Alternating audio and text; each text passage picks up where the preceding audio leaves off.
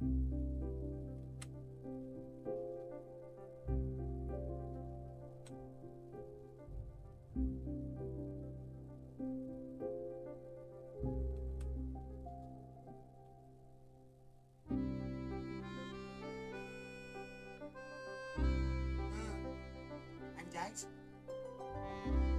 aku tak mencoy.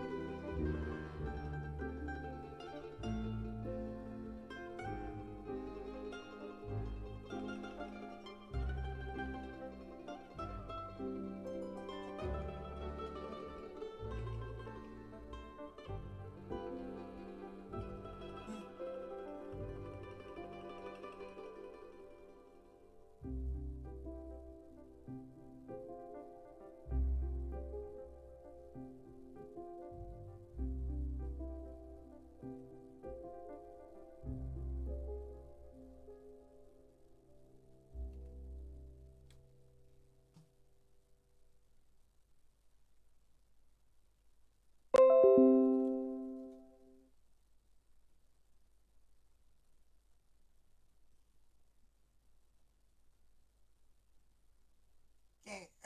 Alright. Never mind, speak.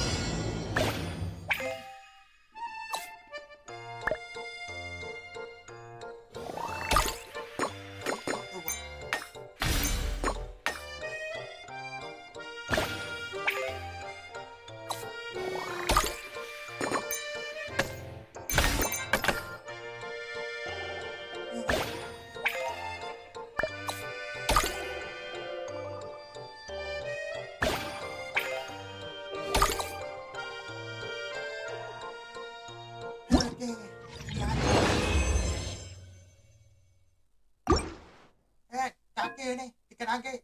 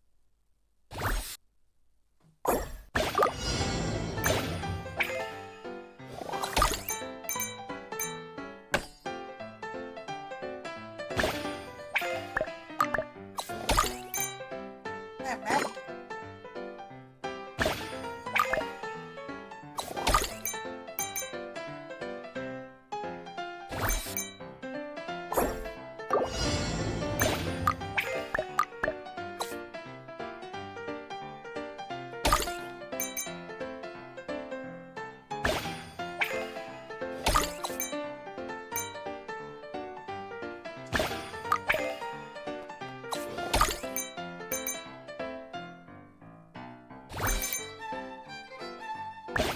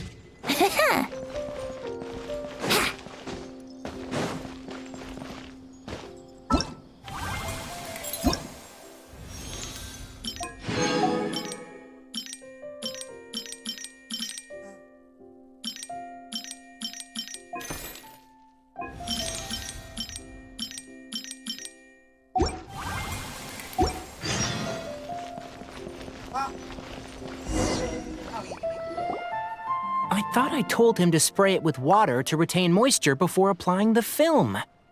You can't treat a glaze lily like a cactus. If Sanjay does this again, the loss will have to come out of his food expenses. I'll go talk to him. At this rate, he won't even be able to afford eating cacti for much longer. Hey, Tainari! Oh, it's you two. It's been a while. What brings you to Port Ormos? We didn't have anything to do, and this place looked pretty lively, so we decided to stop by. But, what's with all the flowers around here? Well, Port Ormos is currently organizing a flower exhibition featuring flowers and plants from all over Teyvat, so I came to help out. The exhibition includes flowers from every corner of the world, each with their own unique properties and needs. With that in mind, the curator commissioned a flower pot from Ksharuwar capable of retaining heat and moisture. Even so, an expert is still required to develop tailored transportation and care plans for each type of flower. Oh, and that expert is you, right? Not this time, no. I'm just here to help out. The expert in charge is someone else. Mr. Tainari! Sanjay! He confused the poisonous bulbs with garlic shoots, and he ate them! Never mind. Forget about what I said about the food expenses. Apologies, Traveler, Paimon. Looks like I've got something to take care of. I'll be back in just a moment. Tainari's busy no matter where he is, huh?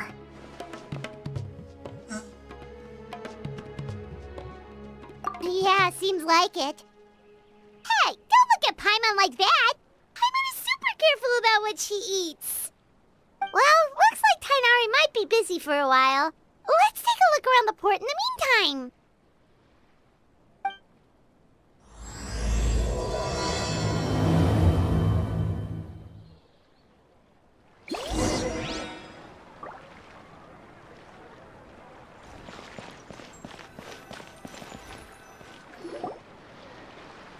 Wow, look at these flowers! They smell so...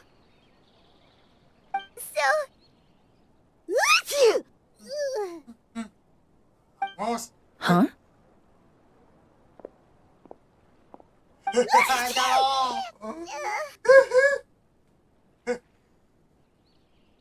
Ada yang salah. Paimon's... fine.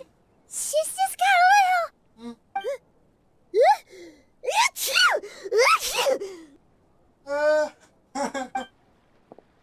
Rainbow roses, glaze lilies. And Cecilia's? No wonder.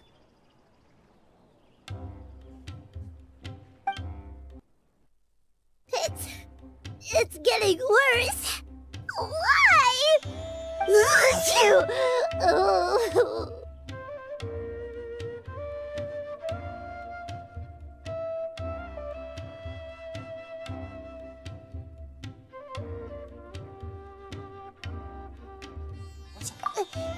But, I was fine just a moment ago. She didn't even eat anything weird. A moment of your time, you two? If it's not too much trouble, perhaps you could try this incense.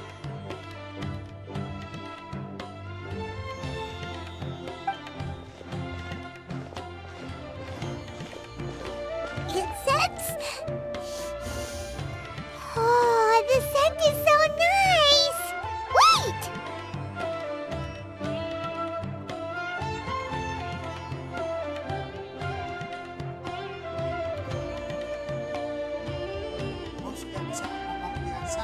Whoa, that was fast! Paimon doesn't have to sneeze anymore!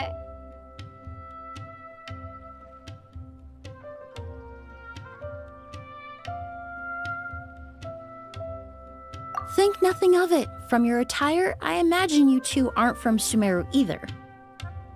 Seeing as we're both travelers from abroad, it's only right that we help each other out should the occasion arise. Oh, so you're here for the flower exhibition too? I suppose that's accurate. Oh, allow me to introduce myself. I'm Emilie, a perfumer from Fontaine. Paimon is Paimon! Thank you so much for your help just now. Oh, and this is... The Traveler, right? I've heard a lot about you from the Steambird. It's nice to finally put a face to the name.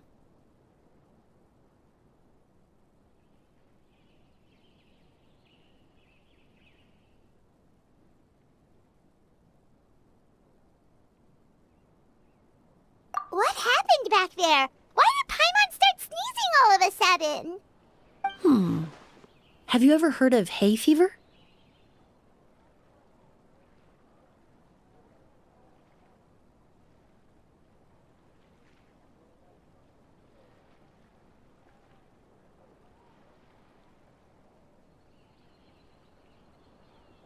To put it simply, when inhaled, certain pollens can trigger abnormal physical reactions.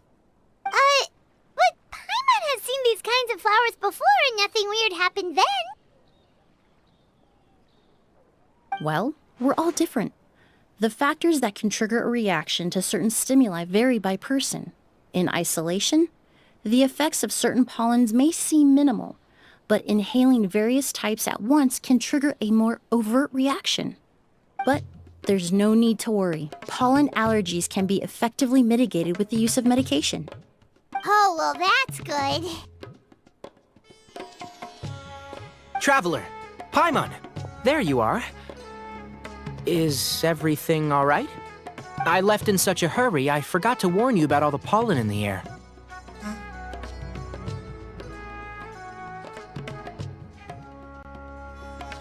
Emilie?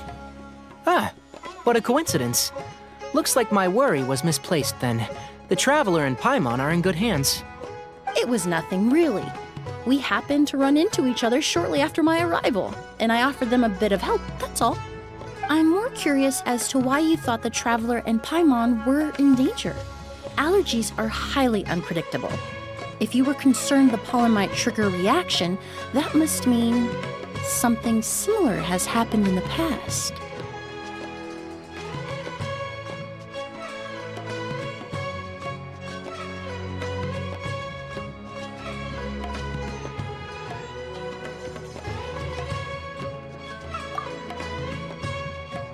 Remember the first time we met?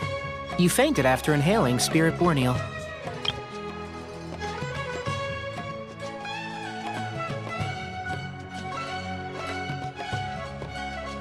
The Spirit Borneal didn't affect Paimon at all, and now she's the one suffering. It makes no sense. It's not really something you can make sense out of, Paimon. There are all kinds of allergies out there, caused by a variety of different factors. Some people are even allergic to almonds. It's not something you can generalize. Exactly. I even encountered a case in Fontaine where someone had an allergic reaction to soba noodles their family brought back from Inazuma. Whoa. Good thing Paimon isn't allergic to anything delicious.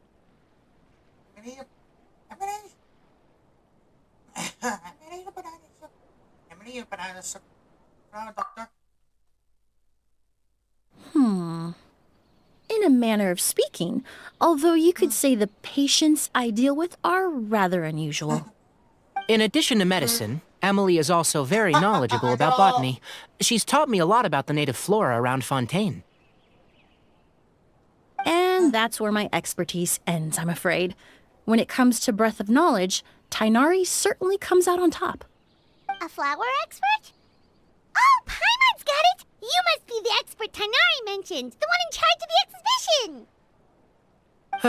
Wrong again, I'm afraid. Well, I did come for the exhibition, but only to inquire about the Auguste variety. I'm not involved in any official capacity. Oh, Paimon was sure she got it right this time.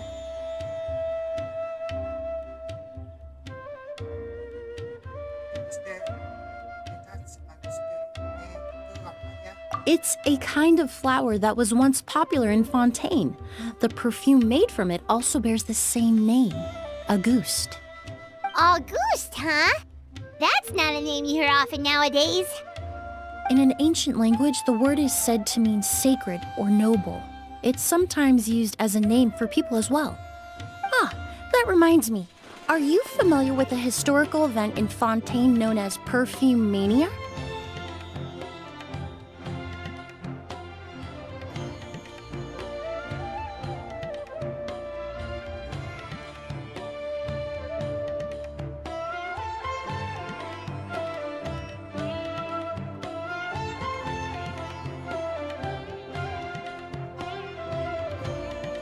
Perfume Mania was an event that occurred in Fontaine nearly 20 years ago. It all started when several merchants released their own lines of high-end, expensive perfumes, marketing them as must-have luxury products, the very symbol of elegance itself. No one anticipated the absolute frenzy this would create on the market, causing the price of perfumes to skyrocket. The demand was twofold. What some saw as a status symbol, most saw as a money-making opportunity. You could take advantage of the soaring price by hoarding them and reselling at even higher margins. The value of these products became so inflated, regular bottles of perfume were even going for hundreds of thousands of mora. This resulted in countless disputes and scams. But at the end of the day, perfume is just perfume.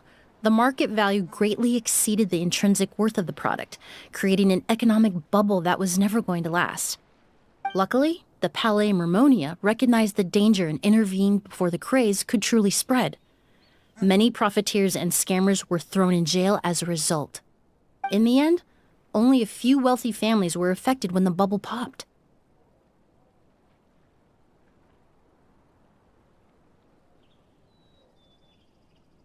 What does all this have to do with that Auguste you mentioned earlier? Well, during the craze, the most popular perfume was none other than Auguste. The demand far exceeded the supply, to the point where it once sold for 10 million mora a bottle. 10 million? Then what about now?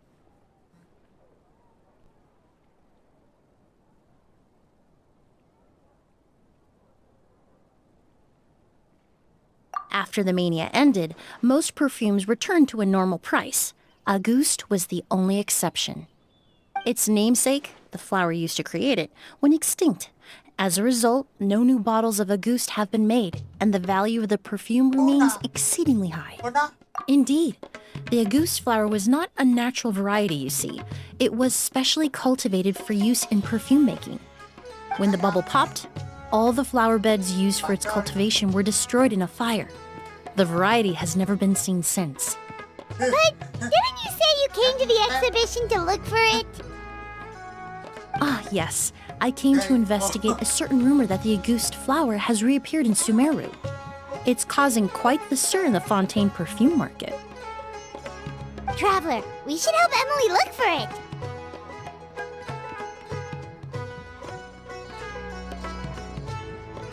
I have to agree.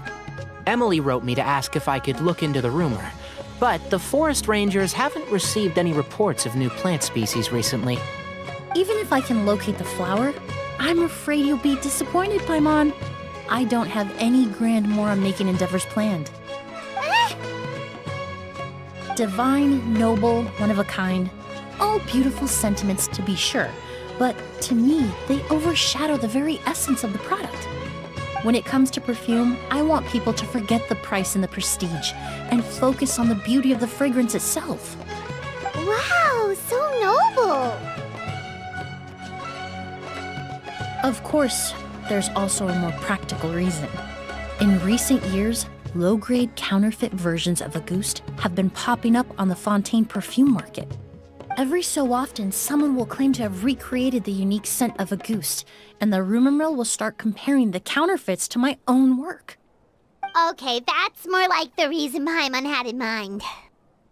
Ever since that rumor started, 3 new perfumes claiming to be made from the Auguste flower have appeared on the market. If I can dispel the fanaticism surrounding Auguste, even just by proving the rumor to be false, Fontaine's perfume market can finally start to get back to normal. Then I'll be free from all the stories and added meaning and just focus on making what I like. That makes sense. Oh, I would of course be grateful for your help, but I wouldn't want to trouble you. Well, you said it yourself. We're both travelers from abroad, so it's only right that we help each other out. Ha! I suppose you're right. Then you have my thanks. Based on the information I have so far, it's unclear if the rumor is true. Mr. Edgar also thinks it's too early to say, but you could always go talk to him. He was there all those years ago, after all. Maybe he'll know something. Huh, I was just about to pay him a visit at the hotel. Edgar? Who's that? The person you've been trying to guess this whole time. The flower expert in charge of the exhibition. He's also the most respected and experienced perfumer in the area. Back when he was still working in Fontaine, Auguste was his creation. I should also mention, he was my teacher, the one who taught me the basics of perfumery when I apprenticed in Sumeru. So this guy was a famous perfumer in Fontaine, but then he came to Sumeru to teach people. It's a long story. If you're interested, we can talk more about it when we see him.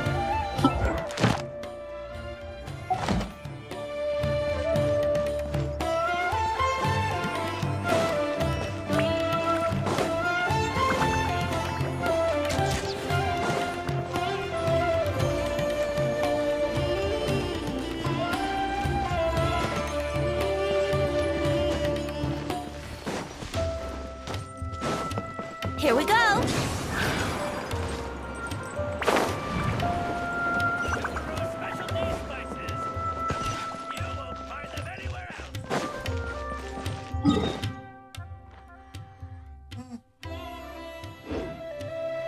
Wouldn't gliding be faster?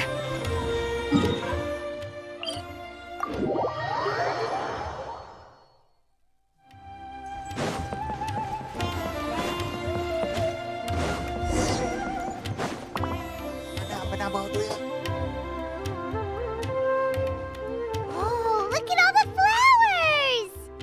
Apparently, the exhibitor paid a large sum to rent out the hotel and surrounding buildings.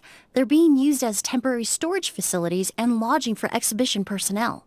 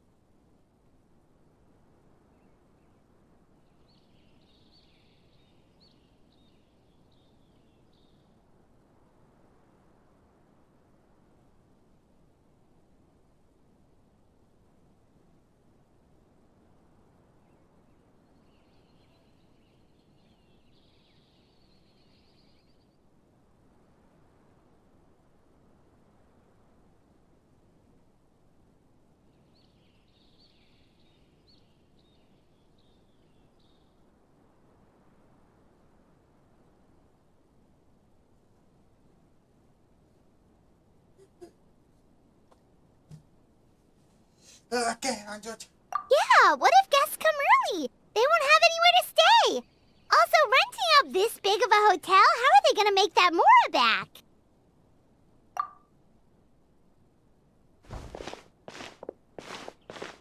It's been so long, I almost didn't recognize you, Edgar. Well, you and your brother haven't changed a bit. Oh, yeah, all this catching up is nice and all, but let's get down to business. We need to talk about Kyria. Is he... Hold on, we have guests. It's nice to see you again, Master. Emilie? Is that you? Oh, it's been years. Look at you. You're all grown up. I've heard you've become quite the famous perfumer in Fontaine. It would seem the student has surpassed the master. Oh, well, it's all thanks to your mentorship. Ah, hardly. I taught you the basics. Hearing you call me master, well, I'm not sure I'm deserving of that title. I've taught many students here in Sumeru over the years, but I've yet to see one turn out quite as accomplished as you. You're the only one who can take credit for that success. And who are these two? I don't recall you mentioning them in your letter. Ah, they're my new friends, the Traveler and Paimon.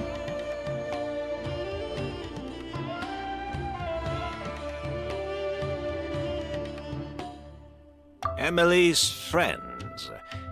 Well then, the pleasure is all mine. And these two gentlemen? Are they friends of yours, Master? Of course! We're perfume merchants from Fontaine. I'm Oud, and this here is my younger brother, Blaze. Edgar and the two of us are old friends. Isn't that right, gentlemen? Yes. Merchant brothers? You must be here to look for the August flower then. Huh? Well, what respectable perfume merchant hasn't heard of a goose? Anyone in the business would be interested in the rumors. I'm guessing you're here for the same reason, Emilie. We were just about to get into it, so you three might as well join in.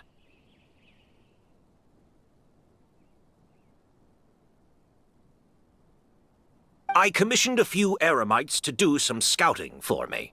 They searched all over Sumeru, but there were no sightings of the August flower.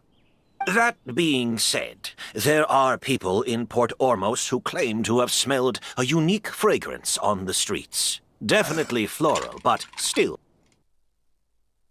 distinct. Some of them were merchants who lived in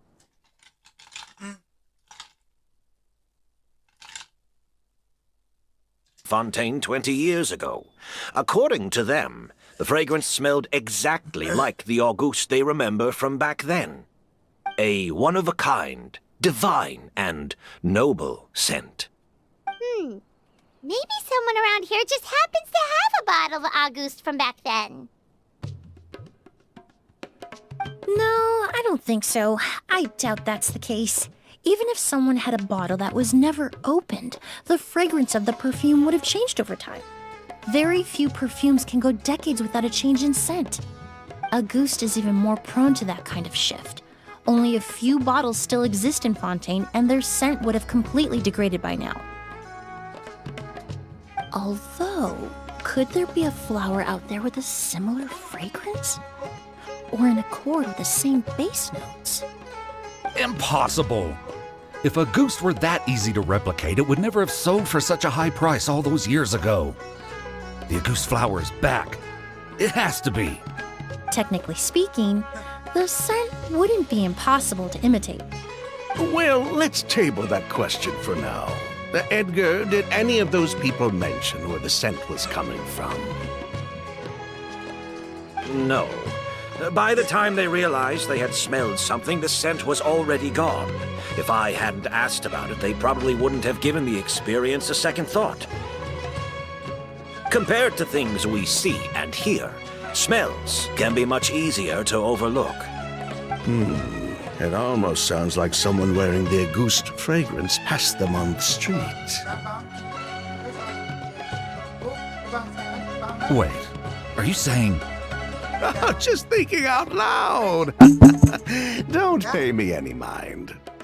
We don't have much to go off of right now, but we can't rule out that possibility. I'll send some more people to investigate. You all traveled so far to be here.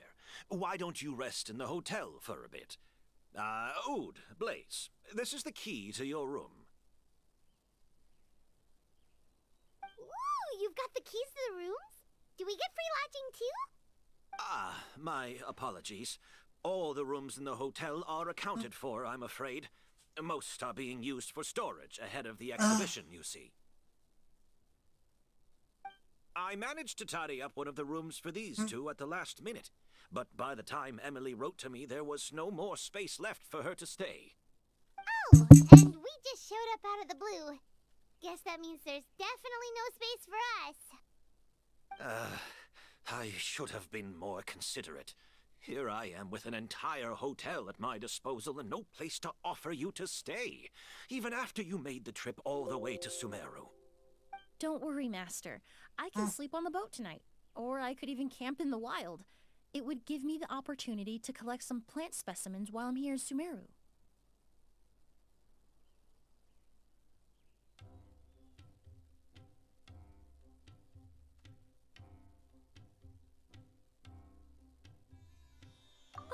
Even better.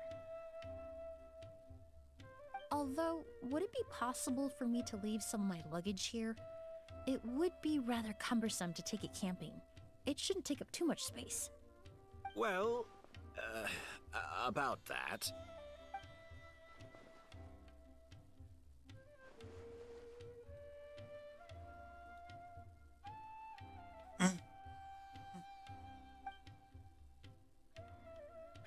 Of course, no trouble at all.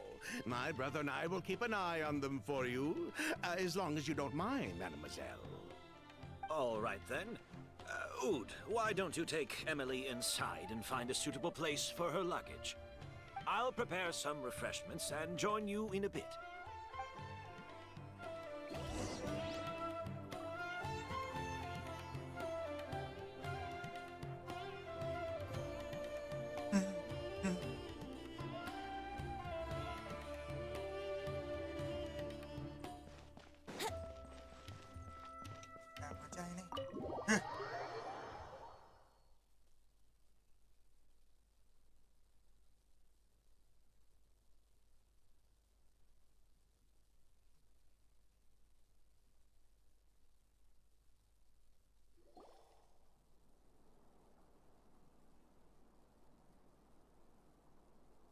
Whoa, the smell of flowers is so strong. Didn't Edgar say he tidied up around here?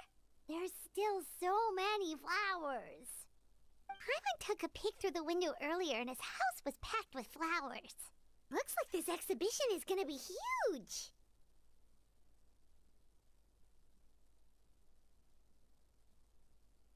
No, that's a florist thing. We work closely with the essential oils of various plants. But to maintain a sharp sense of smell, most perfumers prefer to keep their homes free of strong odors. Oh, there's too much to store for the exhibition then.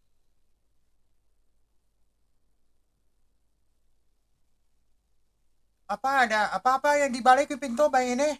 Oh, this room seems to be a connected suite, and my brother will be staying on the other side of the suite. Blaze, while you're out, why don't you bring our luggage over as well? Dun,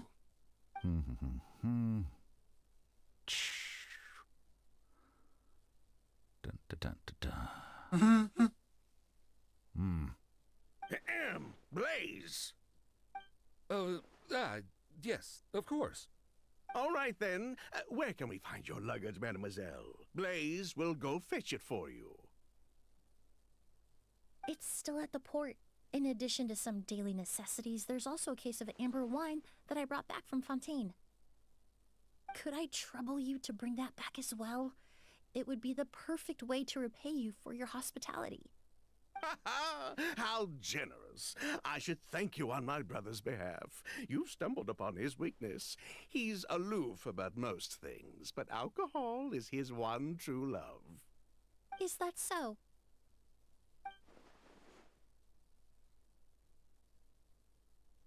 Mr. Ood, Mr. Blaze, thanks for... Hey! What are you doing? That's Master's voice.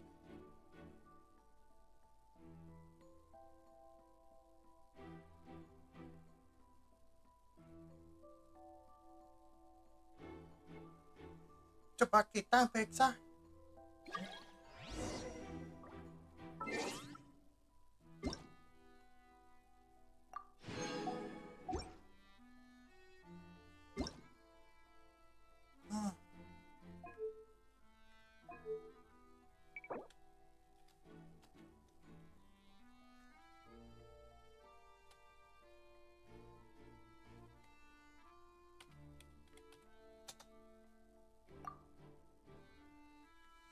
Aduh.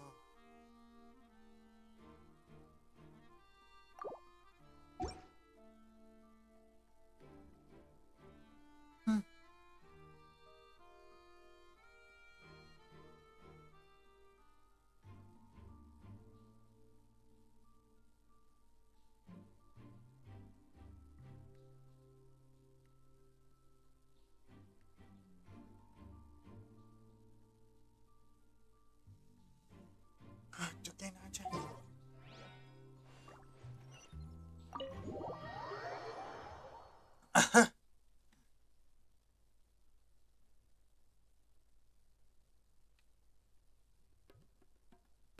Kenapa bagasinya ke luar hotel kemudian? Edgar! Master! Hey, Edgar! Are you all right? Can you hear me? Who did this? Kyria. August.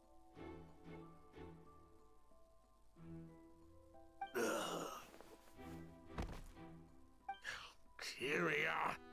Hey, Edgar? Edgar! No, don't shake him. He's injured. Just leave him to me. You two can... Kyria. Hey, Edgar? Edgar! No, don't shake him. He's injured. Just leave him to me. You two can...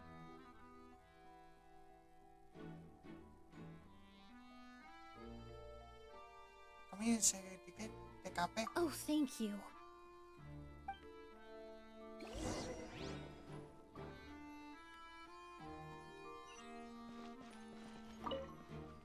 That strange smell around here. Is it coming from this bottle?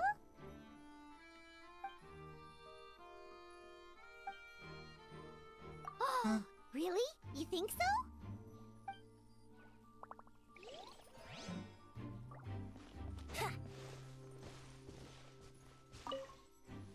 Do you think whoever did...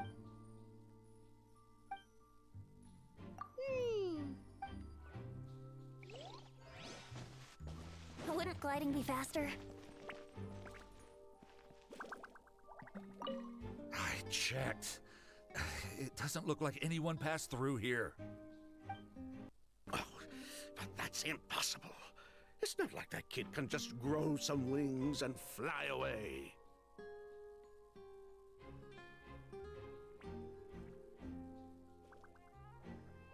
Oh, the culprit, I mean.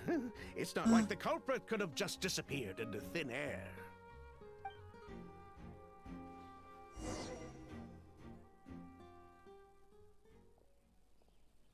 Well, we looked all over, but the only clue we found was that bottle.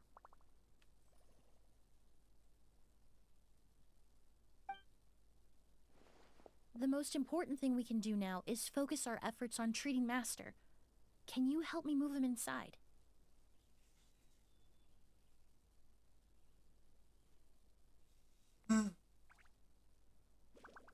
Tentu saja.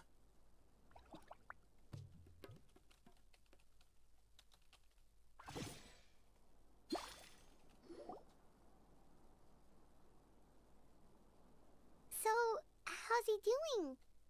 When I administered emergency treatment, I discovered a residue in his nose and mouth. Master was most likely forced to ingest a certain liquid. He's still unconscious, and inducing vomiting could obstruct his airways. We'll have to look into other clues for now.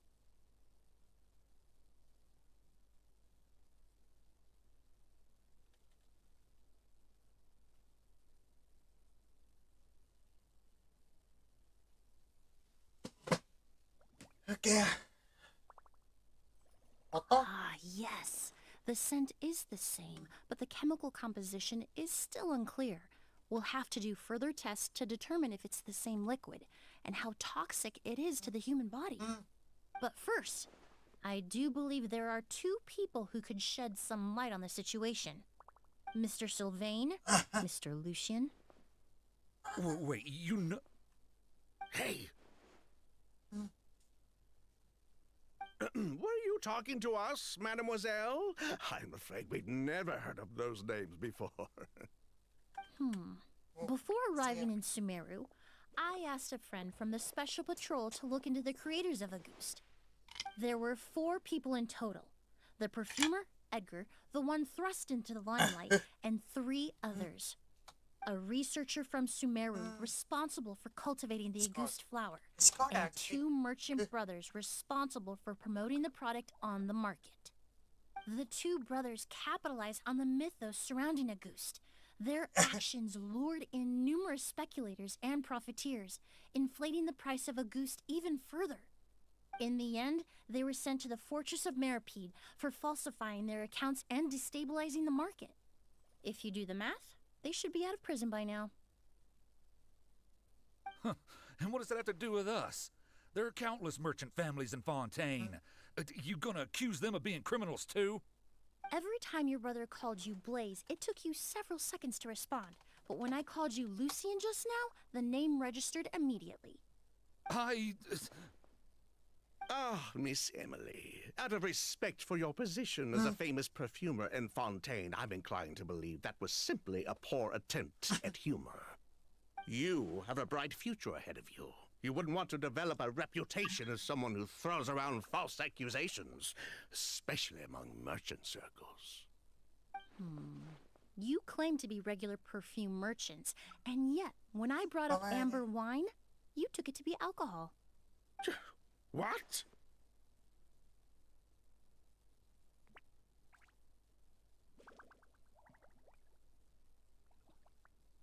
Okay, to. Amber wine is a perfume I created several years ago. It wasn't particularly renowned, but I'm certain any respectable perfume merchant in Fontaine would know of it. Unless, until recently, they were living somewhere completely cut off from the perfume world. Somewhere like the fortress of Meripede, perhaps? Emilie, you little...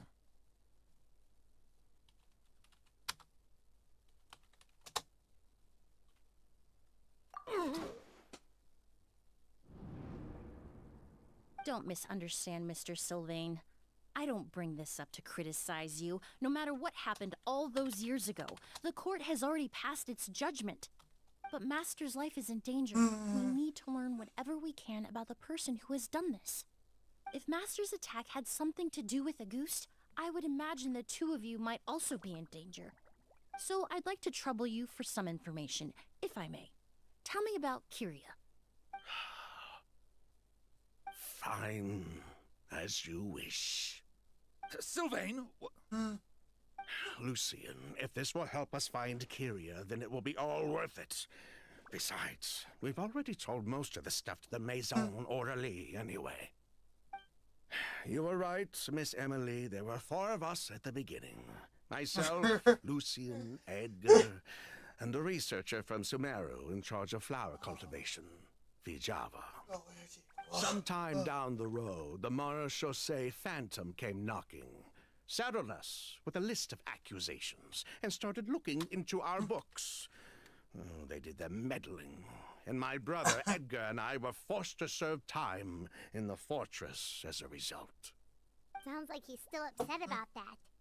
Wait, then how did Edgar end up in Sumeru? Master was convicted as an accomplice, so he only had to serve a few years. He decided to move to Sumeru so that he could put those events behind him. Still, Master was depressed for a long time after that. He stopped making new perfumes and focused on introducing students to the craft instead. That's how I met him. My parents had to relocate to Sumeru for work when I was a child, so I had the chance to study under him for a little while. But we can talk about that some other time. I want to hear more about this researcher, Vijava. Like us, Vijava was also staring down an investigation from the Marechaussee Phantom. But before the Phantom showed up at her door, she set all the flower beds on fire, along with much of the mora we managed to earn. All the Auguste flowers, everything we worked to create, was reduced to nothing but a pile of ash. But destroying all that evidence, wouldn't that make things worse for her? It didn't matter at that point, because she died in the fire as well. What? Sounds like you did an investigation of your own. Why even ask us if you knew all of this already?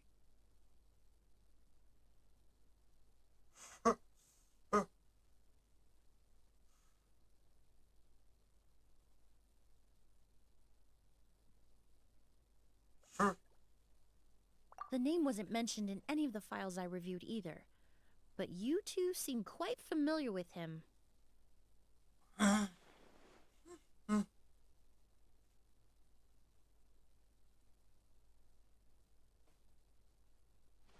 Kiria was Vijava's younger brother. He was just a clueless kid back then, somewhere in his teens, I think. He helped his sister with her work sometimes, but that was pretty much it. He didn't have any idea what we were doing. Vijava kept him close most of the time. The three of us were probably the only ones who even knew she had a brother. After our operation was compromised, he disappeared. There were no signs of him until recently, when people started saying the Auguste flower had reappeared in Sumeru. So, you think Kiria took something with him back then? Something that allowed him to reproduce the Auguste flower? Vijava doted on the kid like you wouldn't believe. She even told us to give her cut to her brother if anything happened to her. If she left something behind before she died, believe me, Kiria's the one that has it. And judging by the liquid in that bottle, the Auguste flower wasn't the only thing he reproduced. He managed to replicate the perfume itself. So the liquid Edgar was forced to ingest really was Auguste. Wait, does that mean Auguste is poison? Poison? No, of course not. No perfume is meant to be ingested. Even small amounts can be dangerous, let alone ingesting a whole bottle at once. If Auguste could be considered a poison, we wouldn't have even sold half a bottle back then. Edgar fell unconscious because Kiria forced him to drink perfume. It just happened to be Auguste.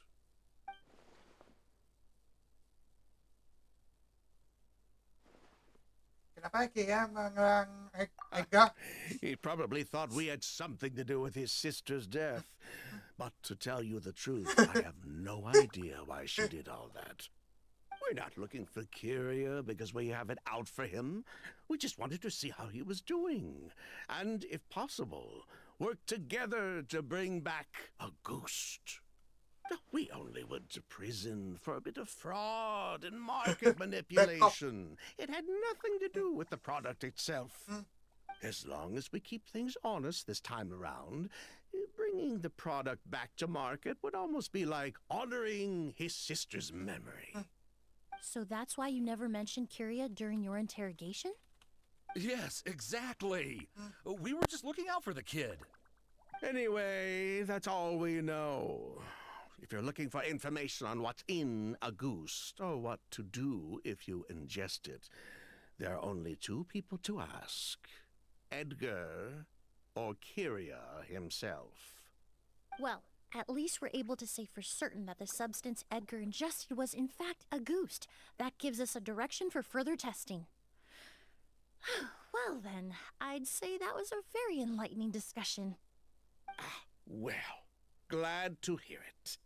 Lucian, let's head back to the room and rest a bit. With everything that's happened, there are things that need reconsidering. Yes, of course.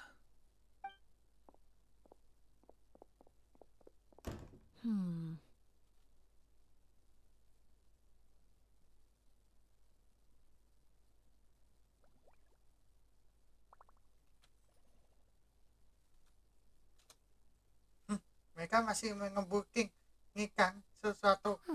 You think so too? That does seem to be the case. Pity we don't have more evidence.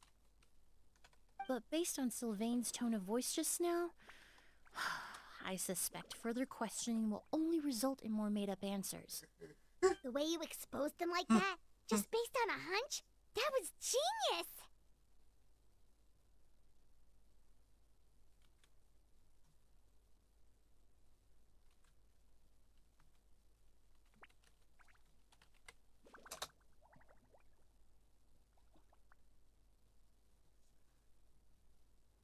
Apa ya kamu kebetulan cuma tukang Pavo yang pernah sekolah dokter? Oh, right. Earlier you said you were only sort of a doctor, and that your patients were unusual. Oh yes, that's because most of the patients I encounter are already dead. So you're a forensic doctor? Close. I'm actually a forensic cleaner. Once the forensic team and the Marochisei Phantom are done collecting evidence from the scene, I'm in charge of clearing away the final traces my patients leave on the world. In fact, with just a small alteration to the formula, the same tincture used...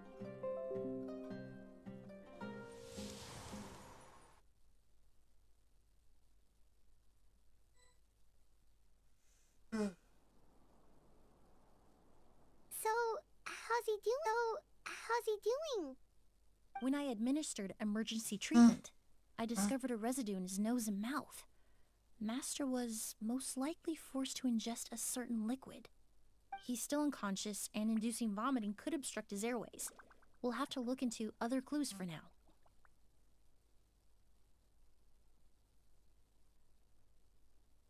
Ah, yes. The scent is the same, but the chemical composition is still unclear. We'll have to do further tests to determine if it's the same liquid, and how toxic it is to the human body. But first, I do believe there are two people who could shed some light on the situation. Mr. Sylvain, Mr. Lucian. Wait, you know... Hey! Were you talking to us, mademoiselle? I'm afraid we'd never heard of those names before. Before arriving in Sumeru, I asked a friend from the Special Patrol to look into the creators of Auguste. There were 4 people in total. The perfumer, Edgar, the one thrust into the limelight, and 3 others. A researcher from Sumeru responsible for cultivating the Auguste flower, and 2 merchant brothers responsible for promoting the product on the market. The 2 brothers capitalized on the mythos surrounding Auguste. Their actions lured in numerous speculators and profiteers, inflating the price of Auguste even further. In the end, they were sent to the Fortress of Meripede for falsifying their accounts and destabilizing the market. If you do the math, they should be out of prison by now. And what does that have to do with us? There are countless merchant families in Fontaine. You gonna accuse them of being criminals too? Every time your brother called you Blaze, it took you several seconds to respond. But when I called you Lucian just now, the name registered immediately. Ah, Miss Emilie, out of respect for your position as a famous perfumer in Fontaine, I'm inclined to believe that was simply a poor attempt at humor. You have a bright future ahead of you. You wouldn't want to develop a reputation as someone who throws around false accusations, especially among merchant circles.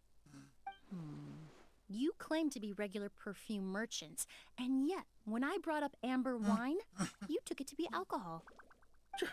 What? Oke tuh. Amber wine is a perfume I created several years ago. It wasn't particularly renowned, but I'm certain any respectable perfume merchant in Fontaine would know of it. Unless, until recently, Mama. they were living somewhere Udah nonton? completely cut off from the perfume world. Somewhere like the Fortress of Meripede, perhaps? Emilie, you little.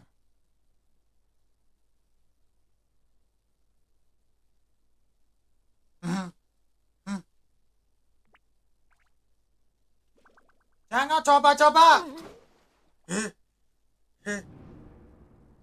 Don't misunderstand, Mr. Sylvain.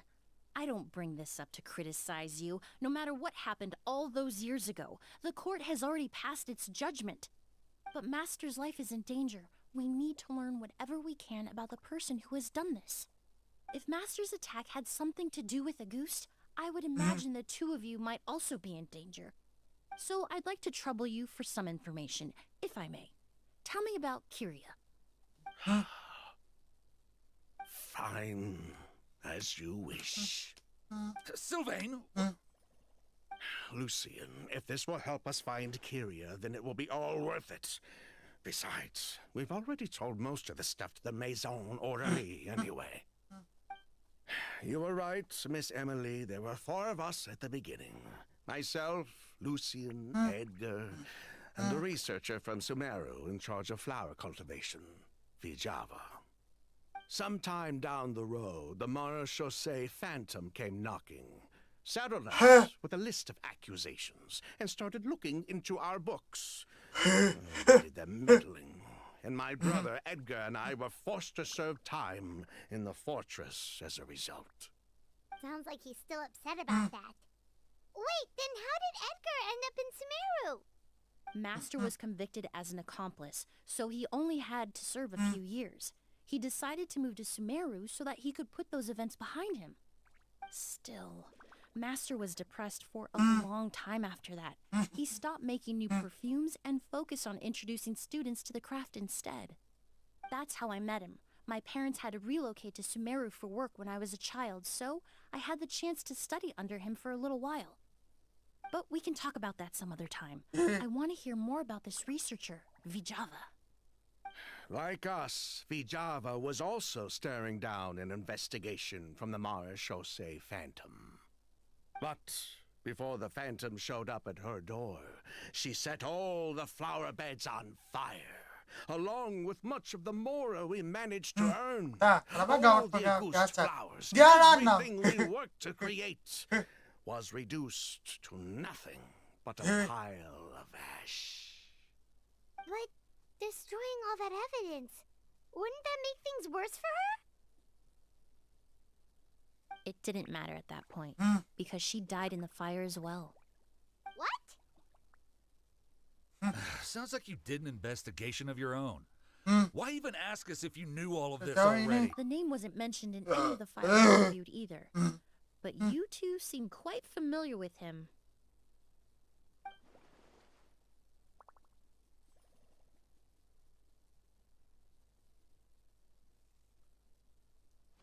Kyria was Vijava's younger brother.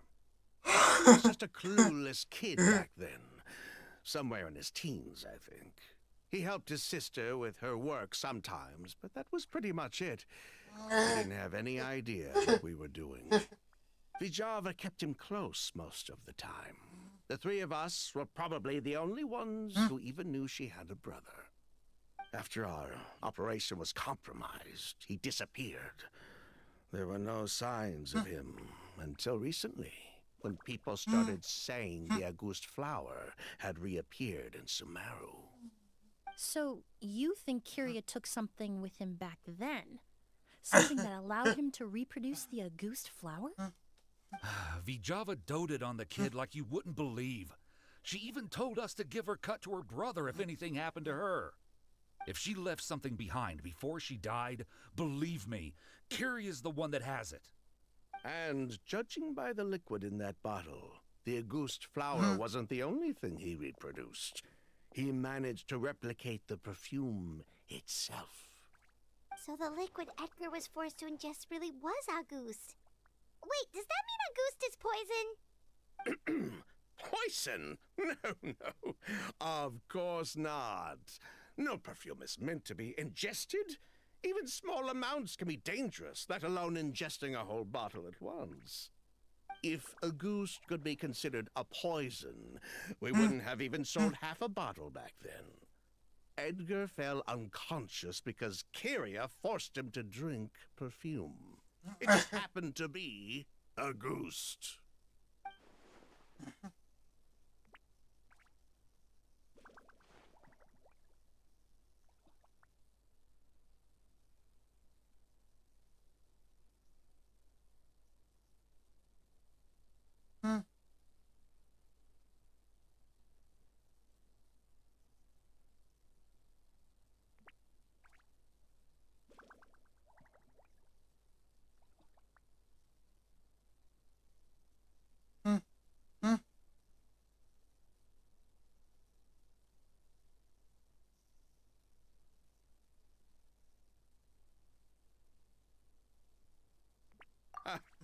He probably thought we had something to do with his sister's death. But to tell you the truth, I have no idea why she did all that. We're not looking for Kyria because we have it out for him. We just wanted to see how he was doing.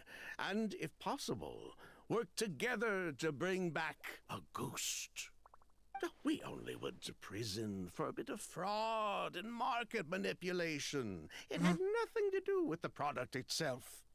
As long as we keep things honest this time around, bringing the product back to market would almost be like honoring his sister's memory.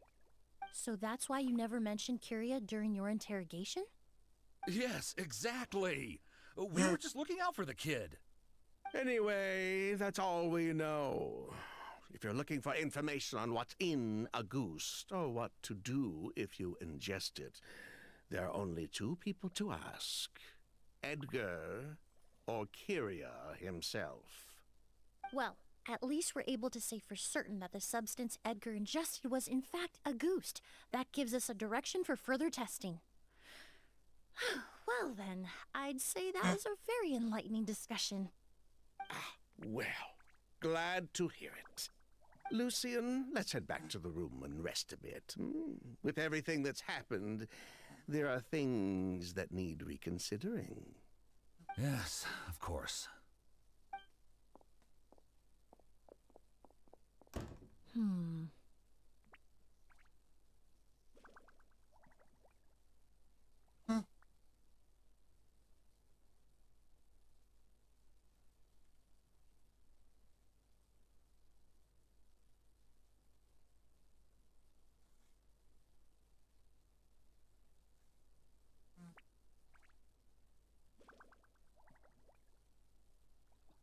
Mereka masih memberikan sesuatu. You think so too? That does seem to be the case. Pity we don't have more evidence. But based on Sylvain's tone of voice just now, I suspect further questioning will only result in more made-up answers. The way you exposed them like that, just based on a hunch, that was genius!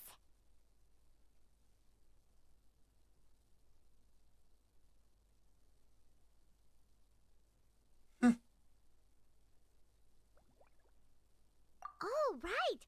Earlier you said you were only sort of a doctor, and that your patients were unusual. Oh yes, that's because most of the patients I encounter are already dead. So you're a forensic doctor? Close. I'm actually a forensic cleaner. Once the forensic team and the Marachese Phantom are done collecting evidence from the scene, I'm in charge of clearing away the final traces my patients leave on the world. In fact, with just a small alteration to the formula, the same tincture used as the base of perfume can also be made into a cleaning agent. Basically, there are two sides to forensics. Those who collect evidence to expose the truth, and those who clean up the smells, bloodstains, and other substances left behind at the scene. I've learned a lot in my line of work, and I've witnessed a lot of death. But this time, we may still save the patient. Actually, Traveler, could I trouble you to report back to Tighnari and the officers at Port Ormos? We should update them on the situation.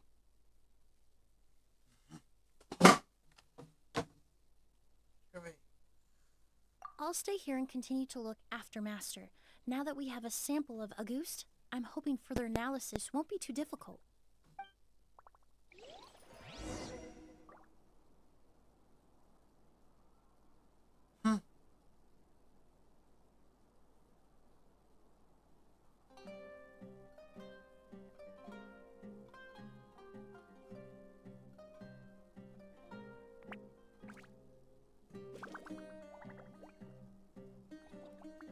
John?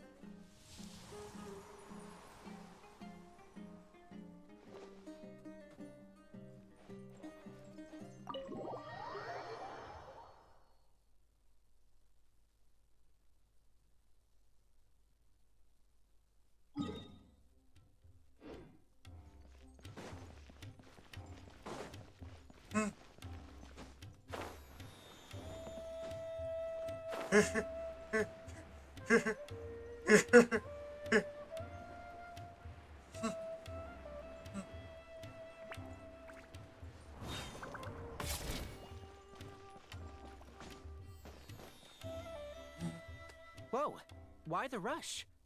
Did something happen? What? Edgar was attacked? He's the most famous perfumer in the region. Someone who's helped countless people around Port Ormos. How could this happen? Sheriff, have you received any reports of a suspicious individual fleeing through the bazaar? No, but we've got eyes all over the area. I'm sure someone's seen Kiria. I'll start gathering my forces. We won't let him get away. What about you, Tainari? Do you have a plan? I'm sure the sheriff can handle things over at the scene, and I doubt Emilie needs my help looking after Mr. Edgar. But she said she's not a real doctor. Then she was far too modest. She may not be a doctor by trade, but she has a deeper understanding of human anatomy and pharmacology than most scholars from the Amorta Darshan. Not to mention the fact that Mr. Edgar's condition is related to perfume. Emilie is certainly in the best position to help him. As for me, I'll head to the academia and see what I can learn about Vijava and Kiria. Oh, that's right. Vijava was supposed to be a scholar from Sumeru. Do you recognize the name? From Emilie's letter, certainly, but that was the first time I'd heard of it. The academia produces a lot of scholars, and there are plenty of graduates who choose to pursue a career outside their darshan. I didn't have time to look into it earlier, but now it seems like Vijava's past could be critical to getting to the bottom of what happened to Mr. Edgar. I have friends in Sumeru City that can help me investigate. With any luck, we'll have news to share by tomorrow. I'll leave you and Emilie to watch over things here in Port Ormos.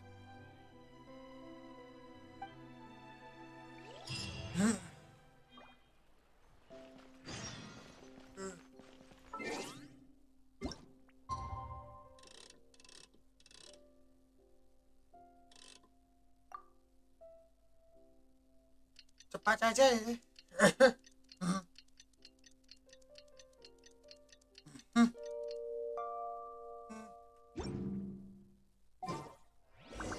Well, it's been a... But things weren't looking good with Emily's master yesterday. We should check on things at the hotel first.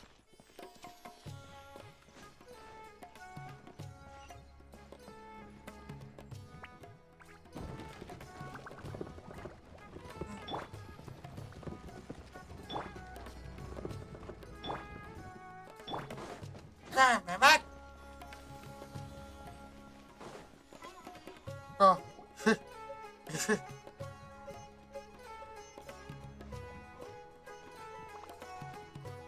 Emily!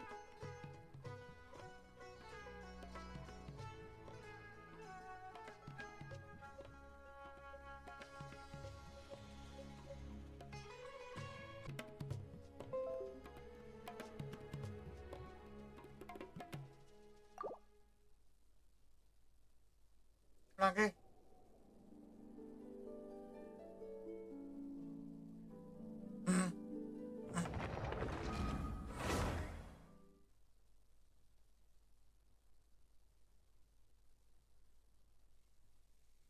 Emily!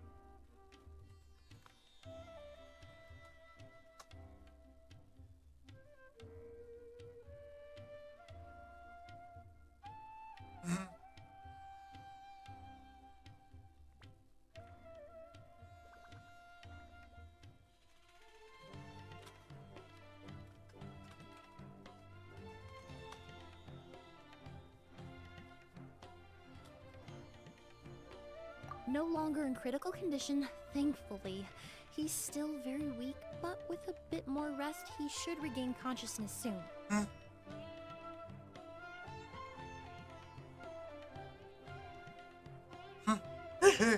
Wow.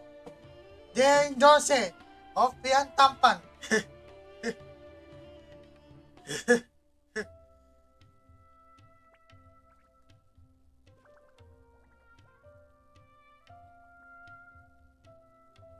My chemical analysis of a goose also went smoothly, although it certainly raised some questions.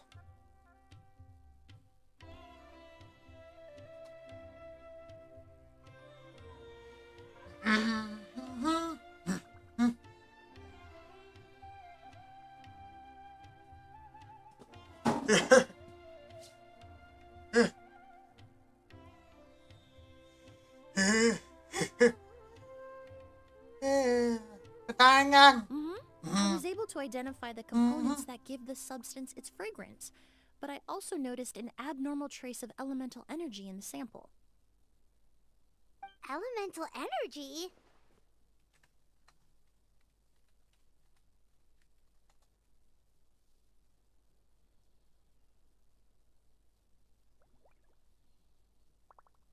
Apa yang efeknya ke tumbuh?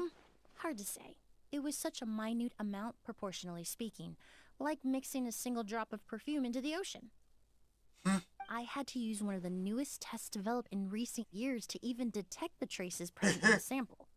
Unless you were abnormally sensitive to elemental energy, I doubt it would have any effect, even if you use the product every day for 10 years. As for whether Master's condition was caused by the elemental energy present in the sample or some other component of the perfume, it's still too early to say. Oh, that reminds Paimon. Did Tainari come and find you? Maybe we could ask him to take a look. I received a message from him last night, but I haven't heard anything since. The message said he was looking into some information at the academia. Oh, Paimon thought he might have stopped by to see you first. Excuse me? Is Miss Emilie here?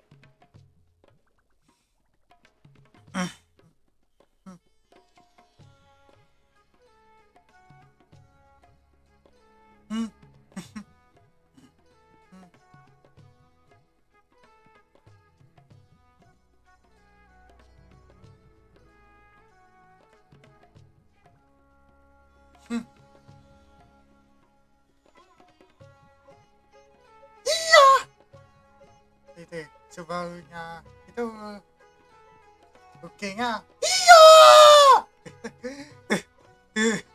Kali? Oh, perfect. Familiar Ada face. kali, coy. Paimon, you're here too.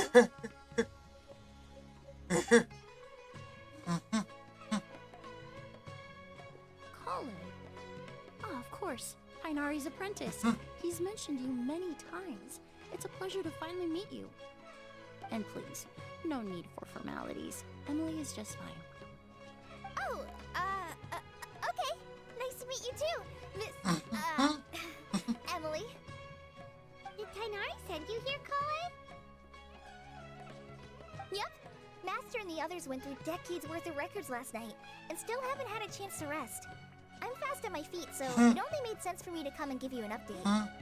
Anyway, based on what they've reviewed so far, they believe there's no indication that a researcher by the name of Vijava ever passed through the academia. Namanya sama? Master considered that possibility as well, but the name wasn't the only dead end. Hey, Master tried to track down people with a similar research direction or background, but also couldn't find a match. How is that possible?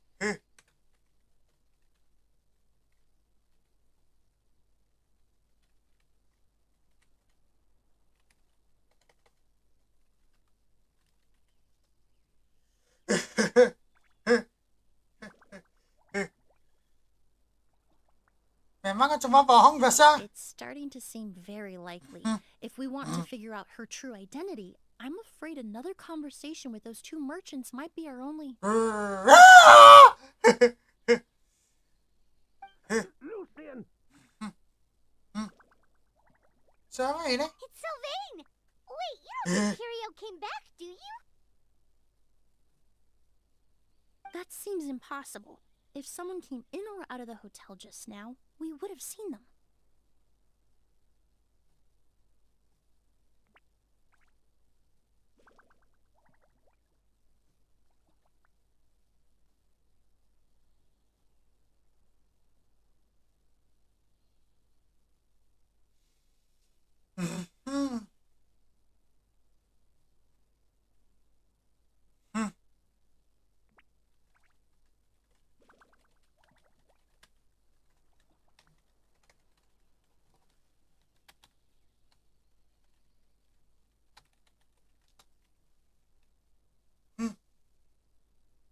Kita periksa ke dalam.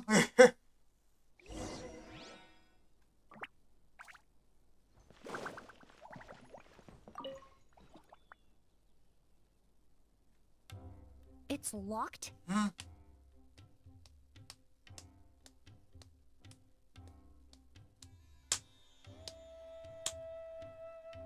Dobrak!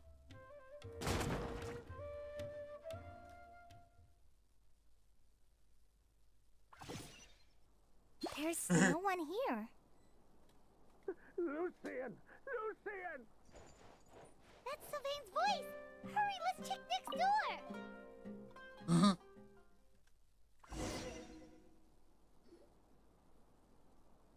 Lucian! Lucian! Come on! Wake up!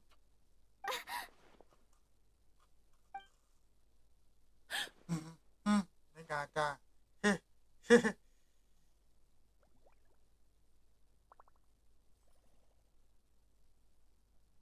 Emily, my brother, he's gonna be okay, right? He's just unconscious. Like what happened to Edgar. I'm sorry, Mr. Sylvain, but we were too late this time. Oh, no, that's not possible.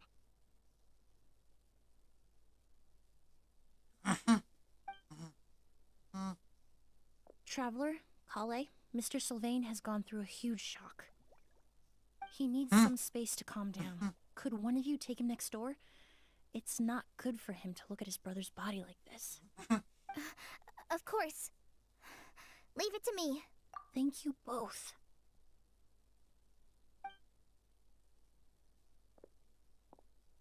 Mr. Sylvain, let's get you up.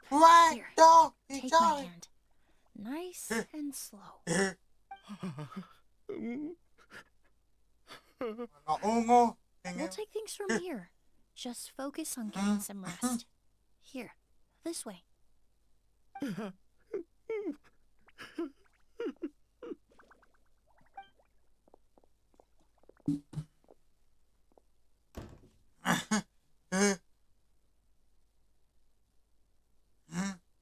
Poor guy. He's like a shell of his former self. He may have made some bad decisions in life, but right now, Paimon can't help but feel sorry for him. Good person or bad, the death of a loved one is equally painful. All the moments he shared with his brother, every hardship and triumph they endured together, are now memories he has to carry alone.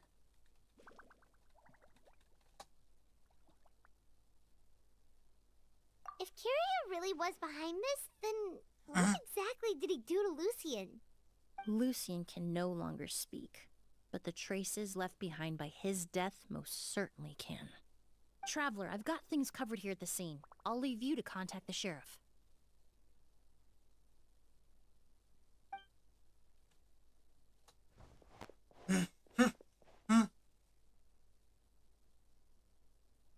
Who would have thought? Yesterday's case is still up in the air, and now this happens. Miss Emilie, I heard you're an experienced forensic doctor. Have you been able to discover anything? Oh, I'm not actually a forensic doctor. I just happen to have some relevant knowledge. I did take a look, though. Judging by the temperature and rigidity of the body, it appears the time of death was sometime last night. I'd have to do a more thorough investigation to find out more. Then, would you mind helping us investigate? Before he left, Tighnari said we could trust your judgment if something like this were to happen. Of course, I appreciate your trust. Many of the traces left behind at the scene will fade with time, so the sooner we investigate, the better. We'll help too. We don't know much about dead bodies, but you can leave the other clues to us.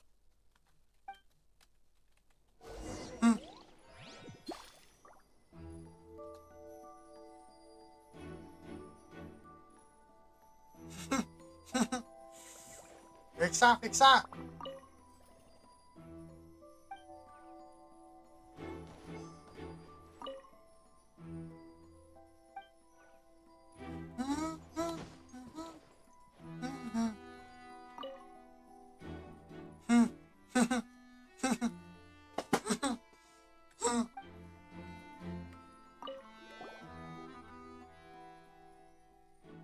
And the windows are shut tight too. Seems like the only way to get in would have been through Sylvain's room.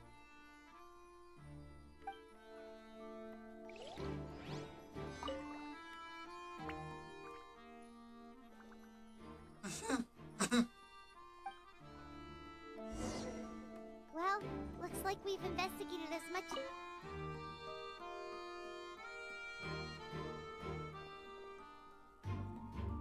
So, did you find anything? Paimon can show you. Here, it'd be something like this.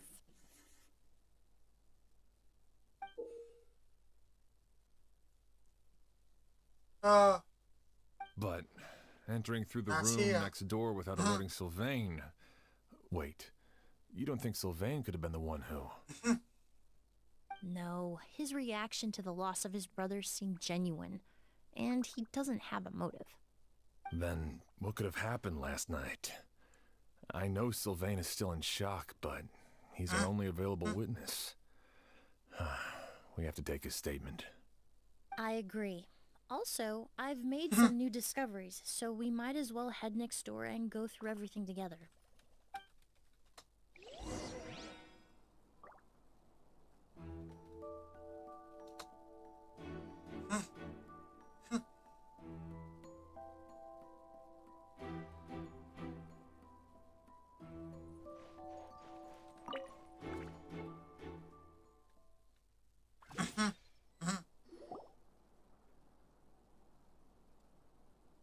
Mr. Sylvain, I need you to tell me everything you and your brother did since yesterday afternoon. Did you see or hear anything strange? After Kyria attacked Edgar, my brother and I were incredibly careful. We returned to our rooms and decided to lock all the doors leading to the hallway. The only door we kept unlocked was the one connecting our rooms.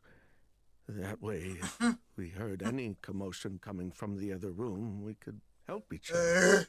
But I didn't hear any sort of commotion last night. Not a single noise. This morning, I opened the door and Lucian was... So, no movement from the room next door. No forced entry via Sylvain's room. No signs of a struggle at the scene. And no external injury on Lucian's body. What kind of cause of death are we dealing with here? I did notice a few things about the body. Lucian's pupils were dilated, and his skin was flushed. Very similar to Master's symptoms after the attack yesterday. There weren't any traces of liquid in his mouth or nose, so it's unlikely he was forced to ingest anything. The more plausible explanation is that he inhaled a substance without knowing it, and I'd say that substance was likely a ghost. A goose? No, that's not possible. Inhaling a goose won't kill you. And anyway, Apalagi it would have been dengan for cuma just one night. terus malam. No, that's not what I meant. Emily, you ran your tests, didn't you? Go on. Tell everyone whether you found any poison. No, I didn't find any common toxins. See? A ghost is harmless. The market response proved that years ago. That may be true for most people, but not for everyone.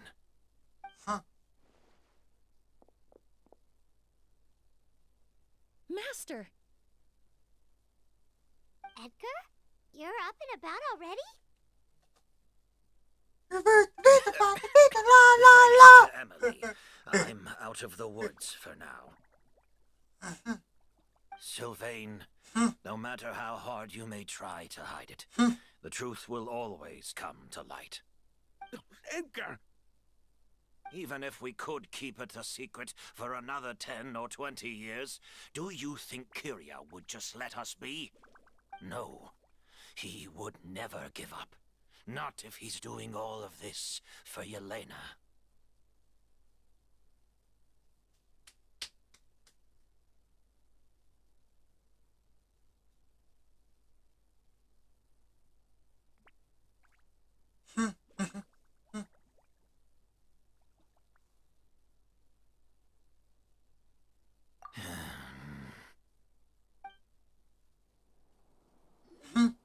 That's Vijava's real name.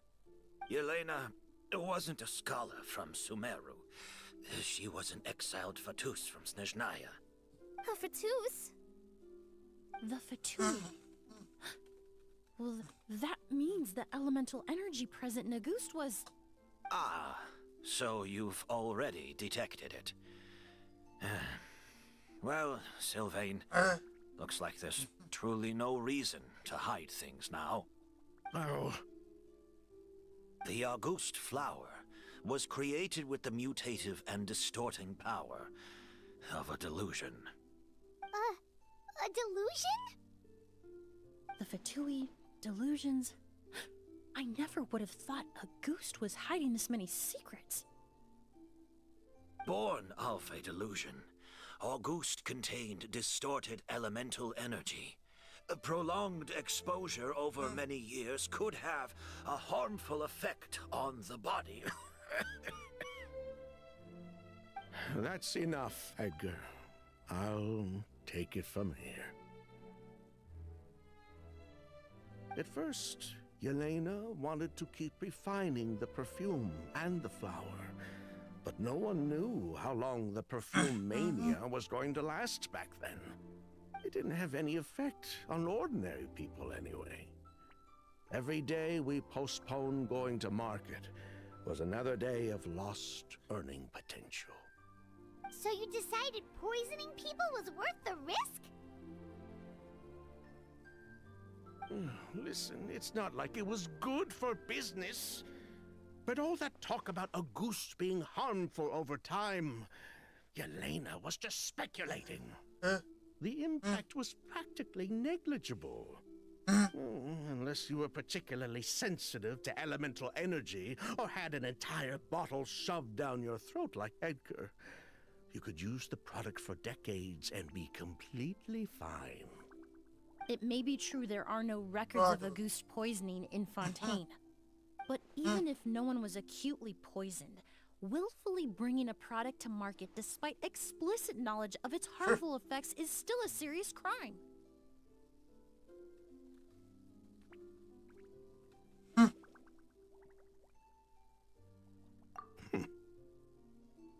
That explains why you were so intent on keeping Yelena and Kyria's involvement a secret all this time, despite readily confessing to all your financial crimes.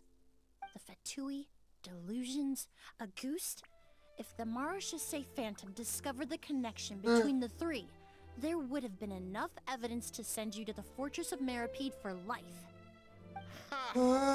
If I'd known coming to Sumeru would put a target on my back, I would have been more than happy to stay there. At least that way, Lucian would still be alive. Oh, he's here without any sign of Kyria, and he pops up out of nowhere the minute my brother and I get out of prison? It couldn't be any clearer who the kid's after. A ghost was harmless before. The fact that it's killing people all of a sudden must be his doing as well. So there's bad blood between you. What about Yelena's death? Was that a cover-up too? A way to destroy evidence?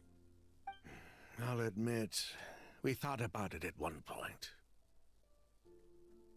We took care to disguise the product circulating on the market, and no one was questioning Yelena's fake identity.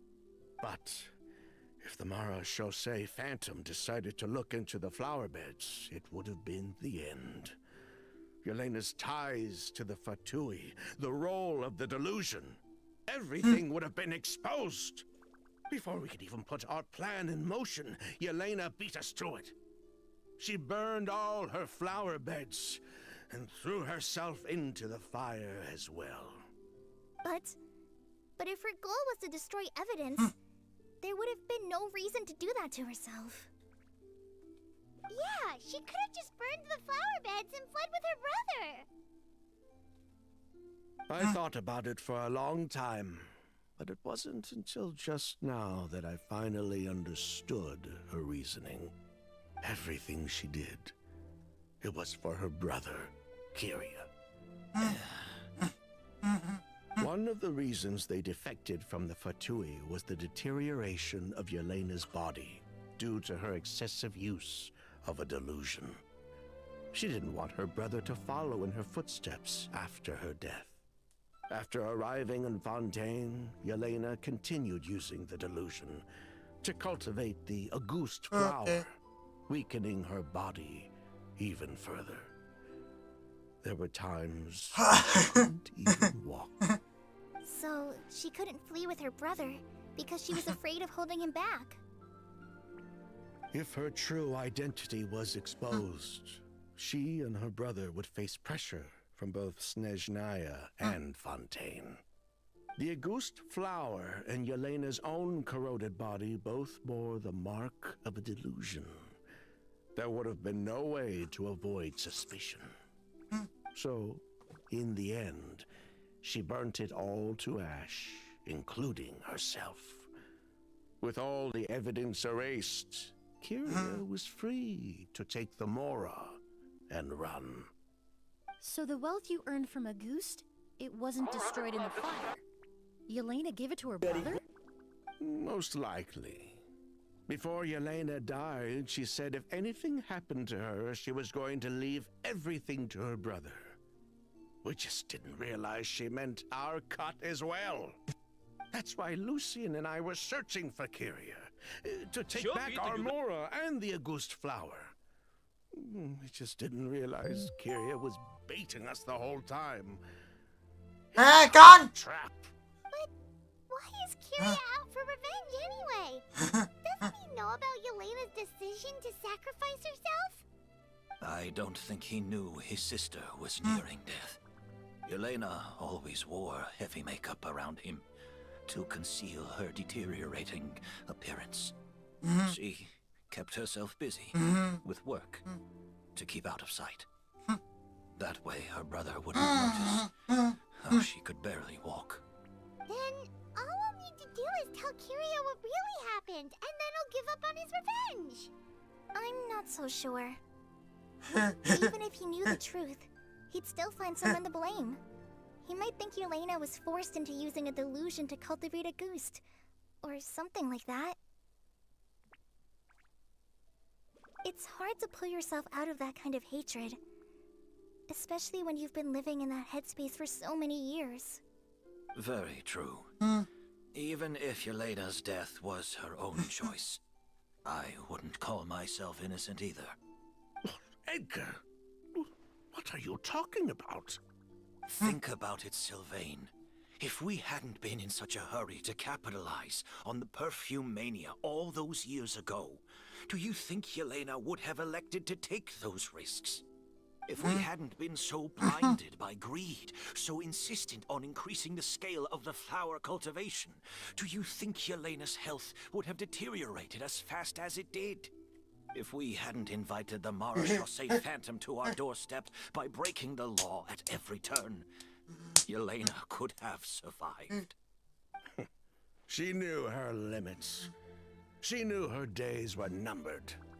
Maybe it was for her brother, but she was in it for the Mora just as much as us. We were just trying to earn a bit of Mora. And what, we deserve to die for that? Target me for being the mastermind, sure. But what about Lucien? He was just following my orders. Lucien's crime, was it really so extreme that he had to pay for it with his life?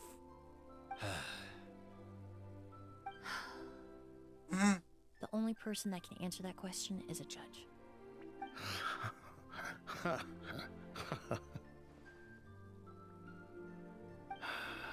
Fine. I've said my piece anyway. Drag me back to Fontaine to stand trial. I don't care. 3 people from Fontaine, 1 from Snezhnaya, and a crime committed in Port Ormos. What a headache.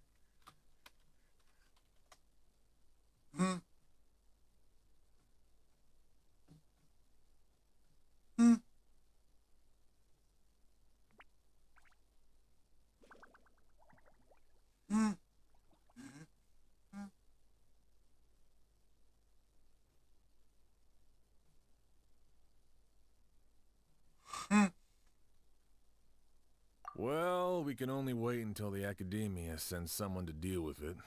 I'm guessing we'll have to contact Fontaine as well. In any case, we won't really know anything until tomorrow. With the exhibition, we don't even have space in Port Ormos to detain anyone. Such a headache. The hotel could suffice. You could station a few officers to keep an eye on Sylvain and myself. Although with Sylvain's mental state and my physical one, I don't think you need to worry about a jailbreak. Mr. Edgar, are you saying... If Sylvain is to stand trial, then I deserve the same fate. A crime is a crime, accomplice or not.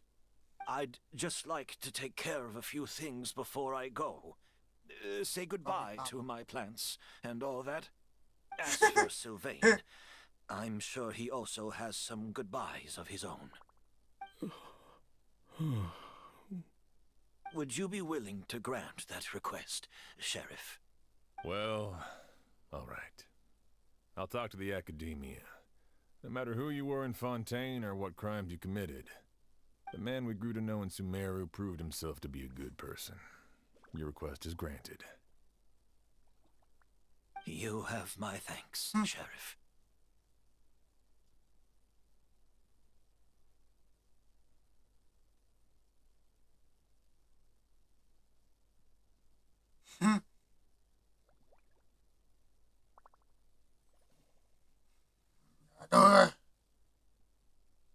Happened tonight?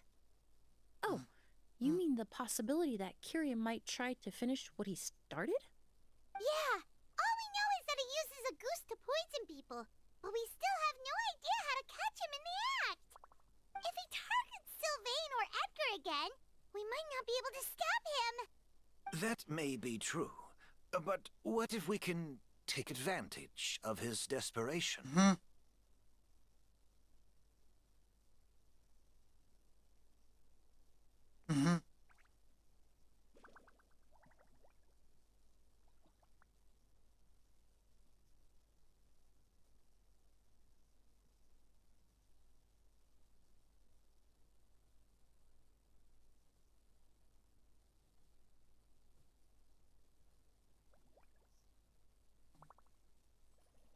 Ok. kan If we gimana? take advantage of this situation and lure him in on purpose, we might finally have the chance to talk to him. Master, no. That's too dangerous. So, that's your plan. If Kyria learns we're being taken away tomorrow, his last chance to enact his revenge will be tonight. In other words, you want to use us as bait to capture him. Capture? Not necessarily. I just want to talk. What? Are you afraid of him? Afraid? This is my only chance to make him pay for what he did. I'm spending the rest of my life in prison anyway. I can't just sit back and let him ride off into the sunset with our fortune. There's no way I'm letting him get away with it. Not after what he did to Lucian. As for the danger, everyone else just needs to make preparations in advance to protect us. I'll admit, it could work. We just need to spread the word that Edgar and Sylvain are leaving tomorrow. Then I'll station some of my men around the hotel. If we have your assistance as well, our chance of success would be even higher. I still have some reservations. But if you insist on carrying out this plan, Kami I bisa won't bantu deny you. jaga. I'll also keep watch. Although I think Sylvain and myself should remain alone in our respective rooms. If Kyria noticed another person in the room, he might decide to turn back. And besides, it's possible he's already transformed Auguste into a potent toxic gas. You mean if he doesn't see a way to get his hands on the two of you, he might get so desperate that he'll just start using a goose on everybody? If that were to happen, everyone's standing guard. Even the innocent citizens in Port Ormos would all be in danger. That's why everyone else needs to keep to the shadows.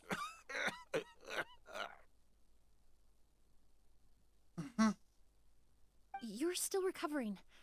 You need to rest. This old pack of bones doesn't bounce back like it used to.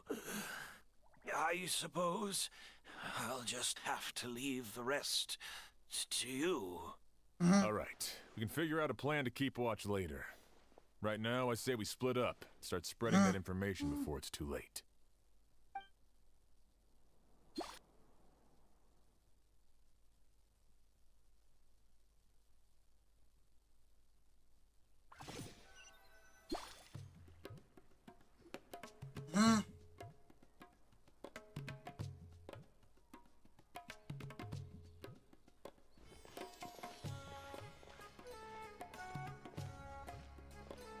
Have you heard?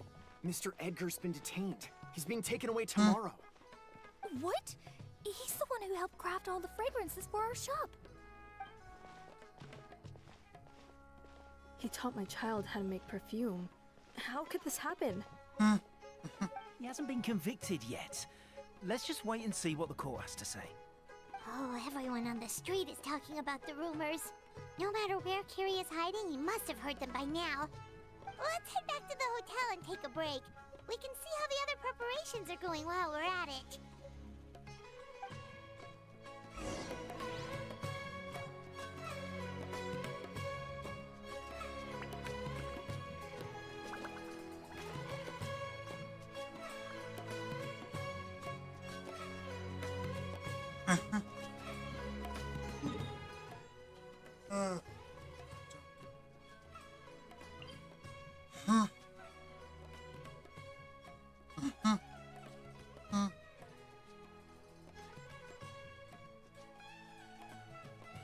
Aja kan?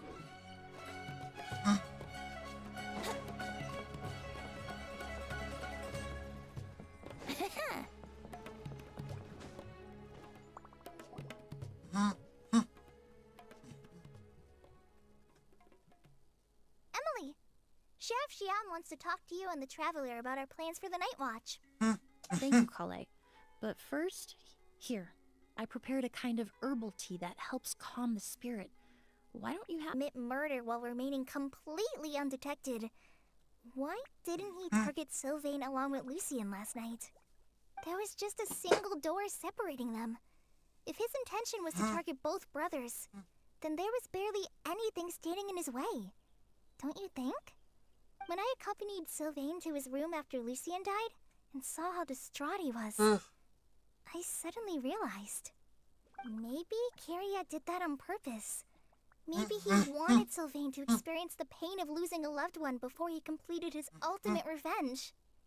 So did he attack Edgar as a warning then? To scare Sylvain and Lucien?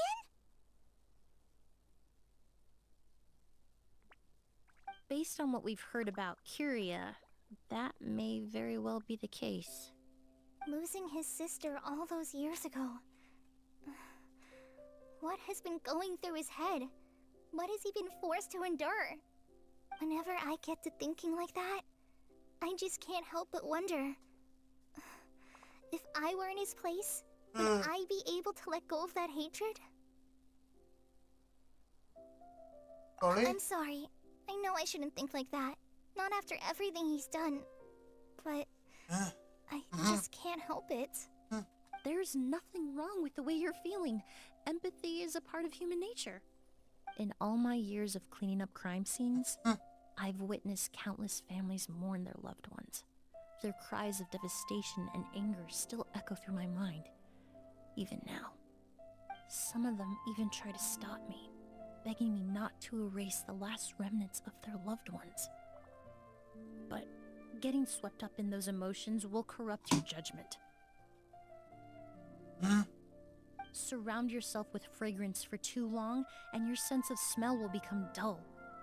Allow yourself to be consumed by your emotions, and you lose the ability to think rationally. So while you hold on to that sense of empathy, you also need to ask yourself, do Sylvain and Lucien really deserve to die? How much did they know about the Fatui and the delusion? Did they force Yelena to make those decisions? Answering those questions requires a lot of time and evidence, while a single act of vengeance can put those answers forever out of our reach. I've witnessed a lot of deaths in Fontaine. When someone dies, a certain amount of information can be inferred from the traces left behind at the scene. But generally speaking, death will just leave most questions unanswered, and the whole picture ever incomplete. Once you're consumed by hatred, it will become next to impossible to think about things that way. For someone like Kyria, I'm sure right and wrong lost all meaning a long time ago. You're right. The fact that we can approach these questions from this perspective isn't because we're more rational than them.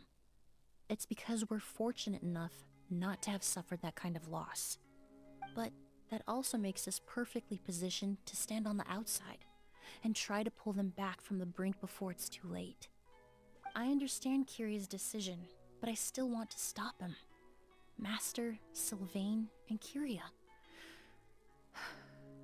They all deserve to survive. The fortunate and the unfortunate.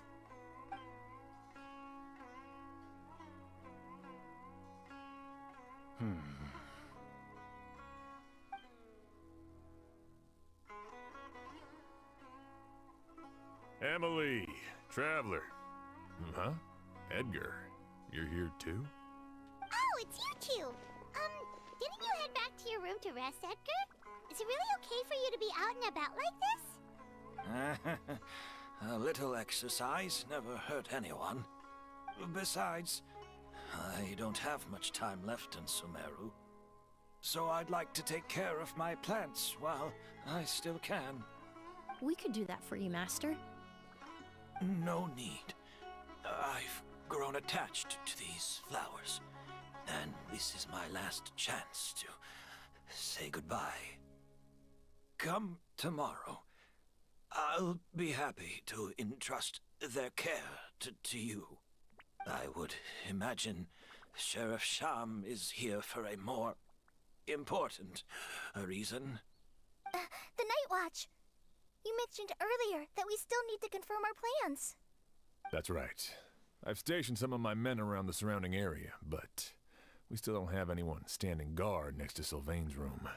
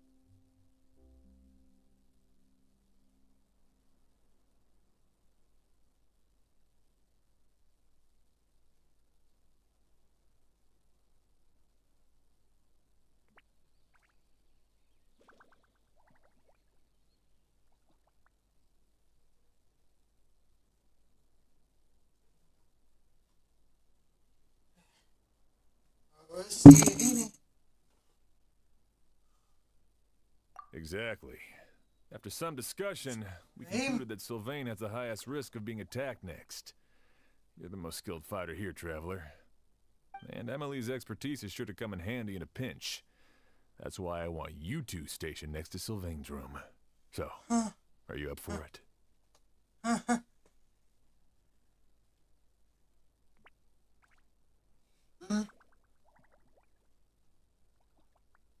Sounds perfectly reasonable. I'll be glad to have your help tonight, Traveler.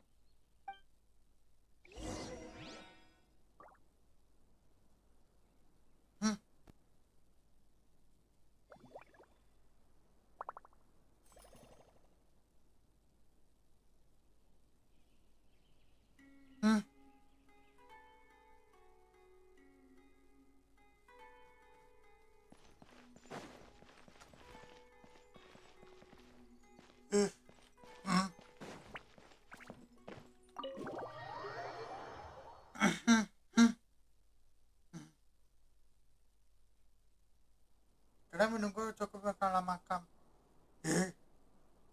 Huh. Not a peep. Has Kirya given up on his revenge?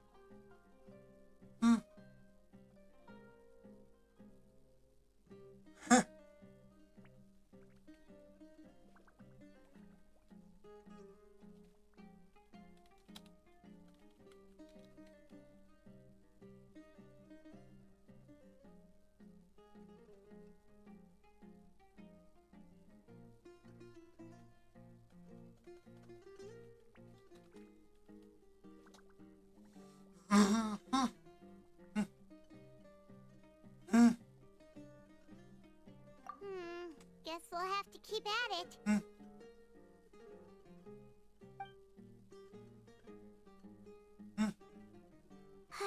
Still nothing unusual. Paimon took a peek into the room next door and Sylvain's already sleeping.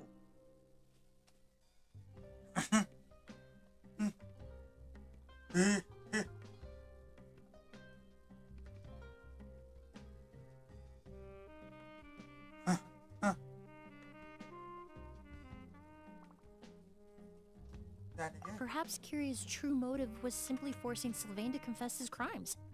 No, that can't be right. If all he wanted was for Sylvain to be convicted for his true crimes, he could have tipped off the Marechaussee Phantom years ago. There must be something we're missing. Something extremely important. Maybe we just need to calm down a little. How about some tea? That herbal blend from earlier was pretty tasty. You're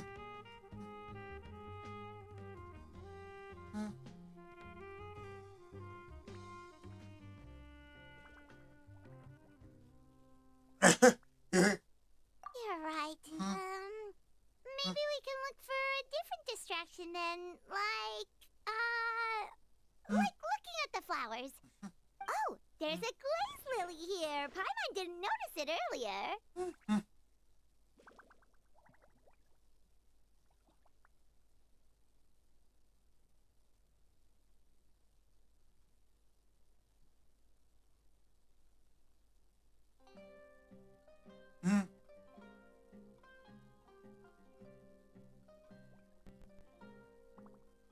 Flowers, glaze lilies, incense. Oh no! Sylvain's room! Quick! Wait, what?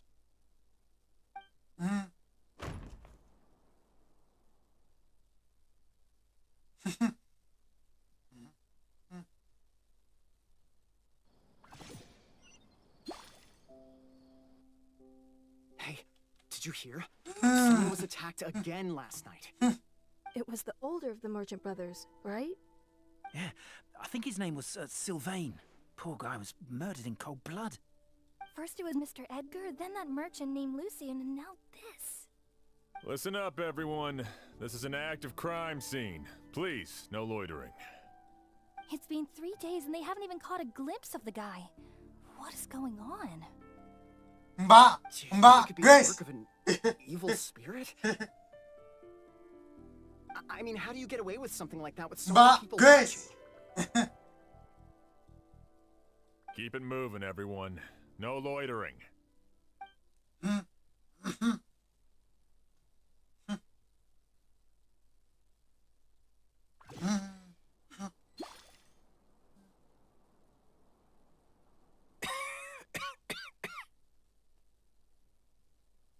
I suppose I'm next. You don't know that. Kirya already attacked you once, and you survived. Perhaps he doesn't consider your crime to be worthy of death. You were the only reason I managed to survive, Emilie. I never did thank you for that, did I? Even if I wasn't there, Tainari was also in the vicinity. He would have been able to help. Is that so? I suppose I'm a very fortunate person then. I have exceptional students, caring friends, and the respect of my peers. If it is indeed my time to go, then I'll die without regrets. But Kirya has nothing. Yelena is gone. Now, his enemies are too. It really makes you wonder if there's even a reason to keep on living. If you really want an answer, I suppose you'll have to ask Kyria himself once we finally catch him. Well, I hope it all goes well. Emilie, there's something else I'd like to ask of you. With everything that's happened, holding the exhibition is off the table now. But so many flowers were transported here for the show. Some of them thousands of miles away from their homeland. I can't let them wither away with no one to care for them. Whether Kyria gets to me first, or I'm sent back to Fontaine to stand trial, I won't be around to look after them. I know it's a lot to ask, but could I entrust them to your care? Of course, Master. Really? Oh, I'm glad to hear it. Now I truly have nothing to worry about. Sheriff Sham still has some questions for me, so I've gotta go. Go ahead. Best not to keep him waiting. He can be quite impatient.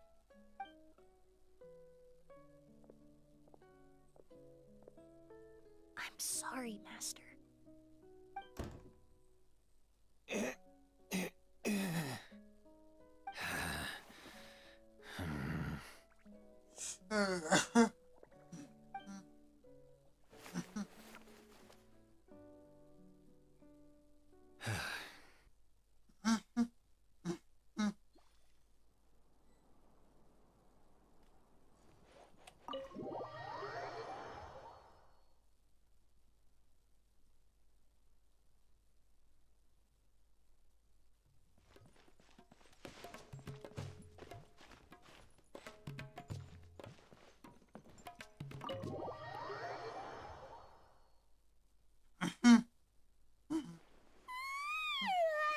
Another all-nighter. I'm unsure. Emily still isn't back. Yeah, that's true. Traveler, I had my men start spreading the information you requested. The crowd is gone now too, but I have to admit, I'm not really sure what's going on. After listening to Emily's plan, I started getting the materials together and arranging personnel.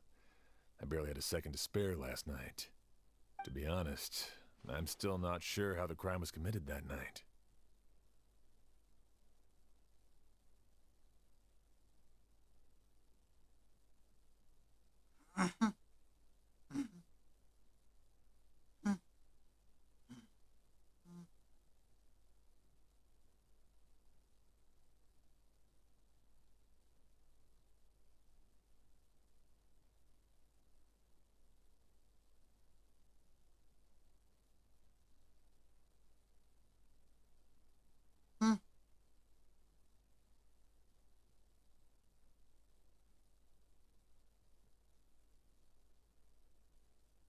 The key clue was right in front of us the entire time!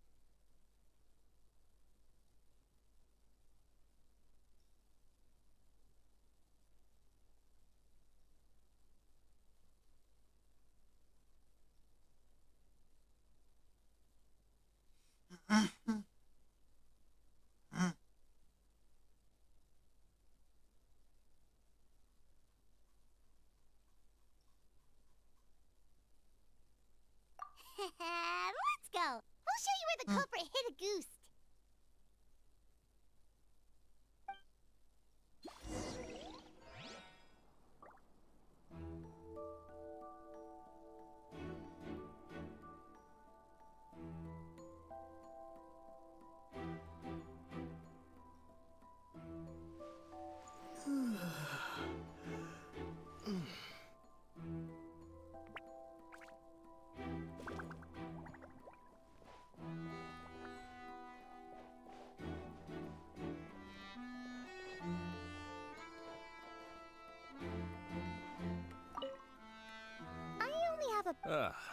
So.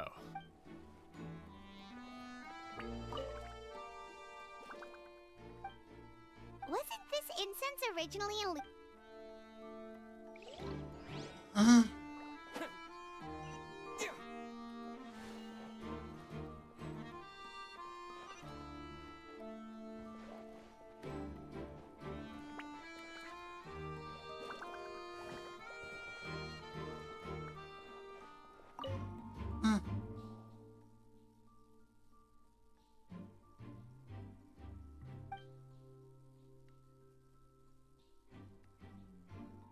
This is it!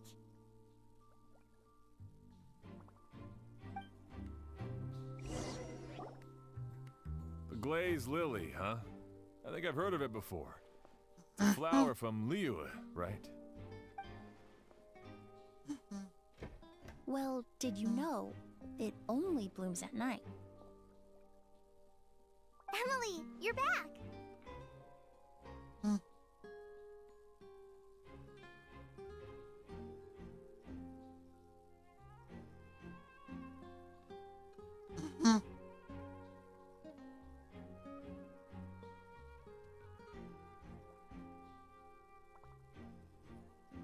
Gimana? Exactly as expected. A flower that only blooms at night. Ah, like the Neelitpala lotus. Exactly. Although the Neelitpala lotus wouldn't be a good substitute in this scenario. When it's closed, the gaps between the petals are too large. That's why Kiria chose the glaze lily as his mechanism. He would start by preparing an agouti sample.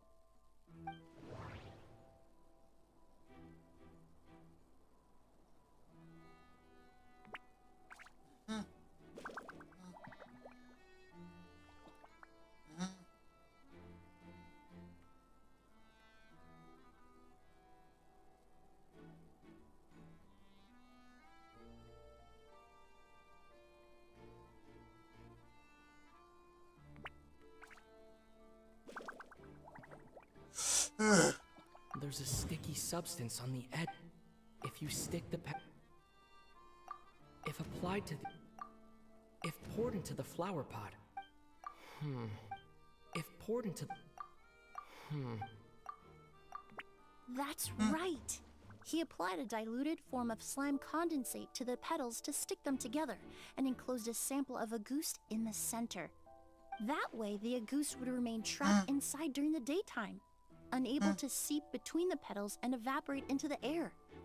This also allowed the culprit to plant the poison well in advance, while his targets remained oblivious.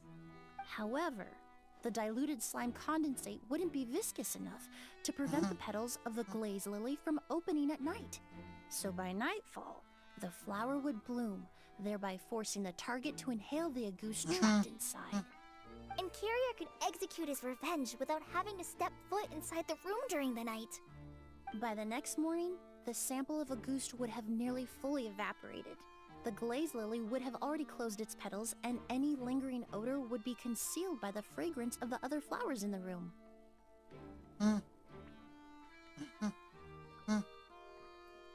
Wait a second. You're telling me this version of a goose is so toxic, inhaling the minute amount trapped inside a flower is enough to kill a grown man? And how did Edgar even survive ingesting a whole bottle of the stuff? That's because agouti is just as dangerous now as it was all those years ago. The level of toxicity has never changed. Only a small subset of people are truly at risk. Ah, you mean people who are sensitive to elemental energy. So it's just some sort of happy coincidence that Sylvain and Lucien are allergic to the stuff? That can't be right. They were involved in the operation all those years ago. If the stuff gave them a bad reaction, they would have known from the very start. I wouldn't use the word allergic necessarily. It's more like they're susceptible to its effects. But that distinction isn't important right now. You can think of it this way. It's not that Sylvain and Lucien are innately sensitive to elemental energy, but that Kiria found a way to ensure that they would be.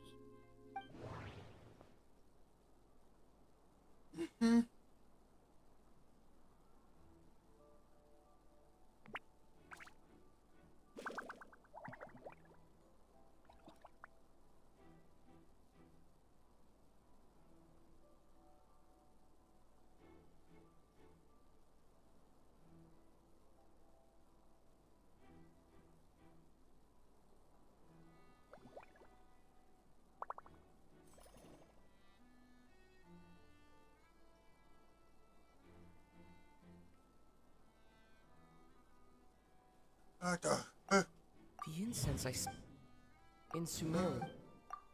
Alchemically produced essential oils, the That stuff gave us a lot of trouble when we first came to Sumeru. Ah, yes. I definitely remember that. In Sumeru, it's not uncommon to use incense indoors, so its presence wouldn't arouse suspicion. The flowers in the room could also serve to mask the scent. Flowers were pretty important to this plan, huh? The glazed lily is native to Liwa. It would be completely unnatural to have one here in Sumeru if it weren't for the exhibition. What a coincidence. Actually, it's not a coincidence at all.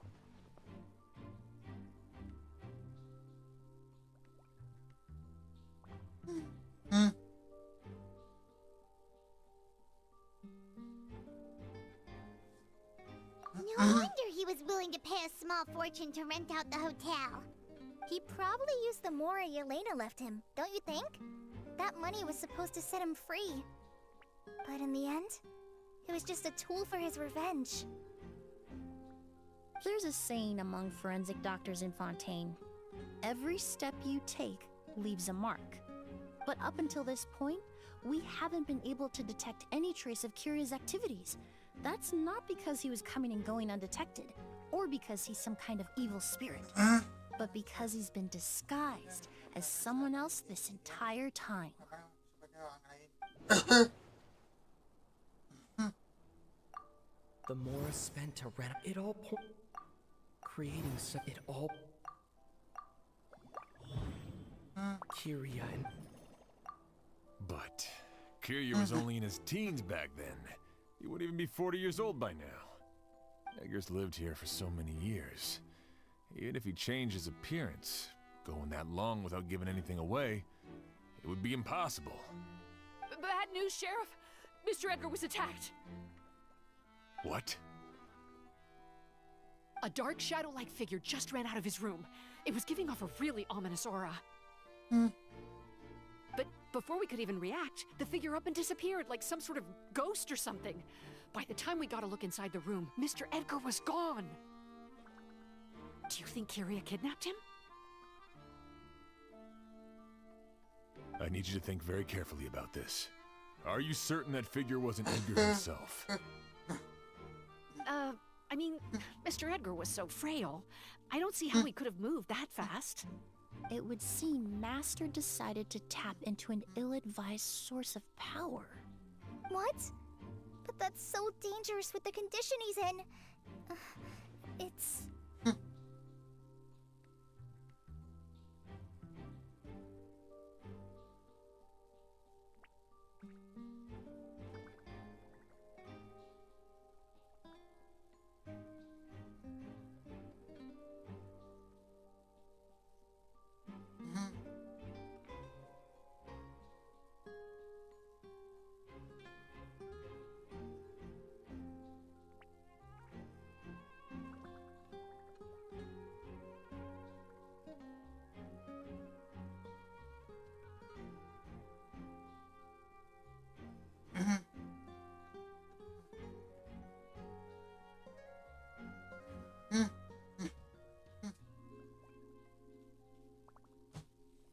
But why?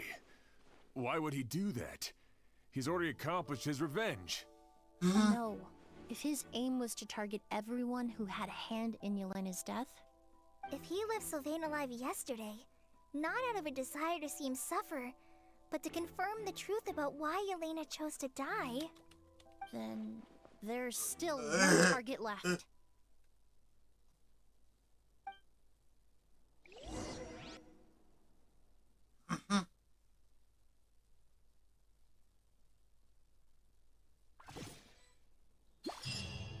The shadow-like figure ran in the direction of the elevator, and my partner immediately chased after them. We should hurry before they're forced to confront each other. where in the world did he go? Let's ask the merchants nearby.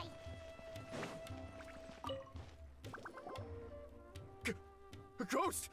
It's a ghost! It's all right. Not. Please, calm down and take a deep breath. Can you tell us what you saw?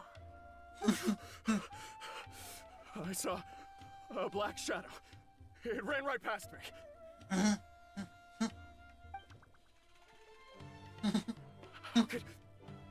How could something like that happen in broad daylight?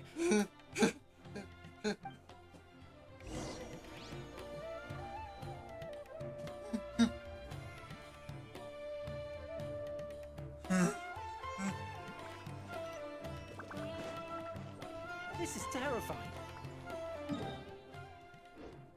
No, don't come any closer! No, don't come any closer!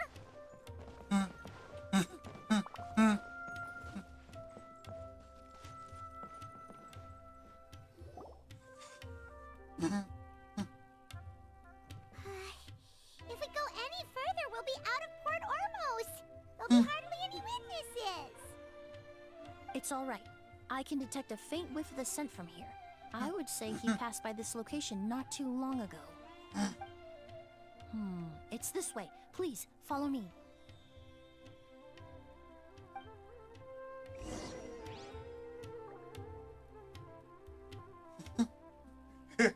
Khoan nữa trời. Mày đi.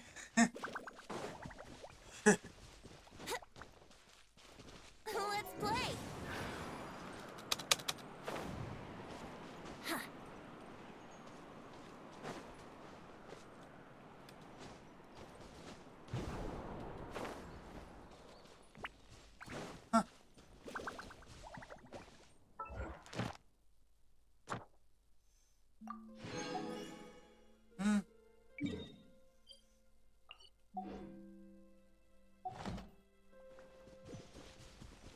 The scent is getting stronger. This must be the place.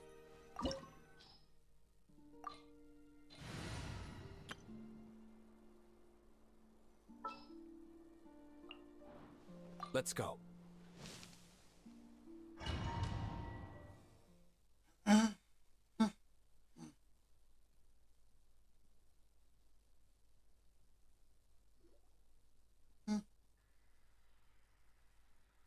Oh! O's!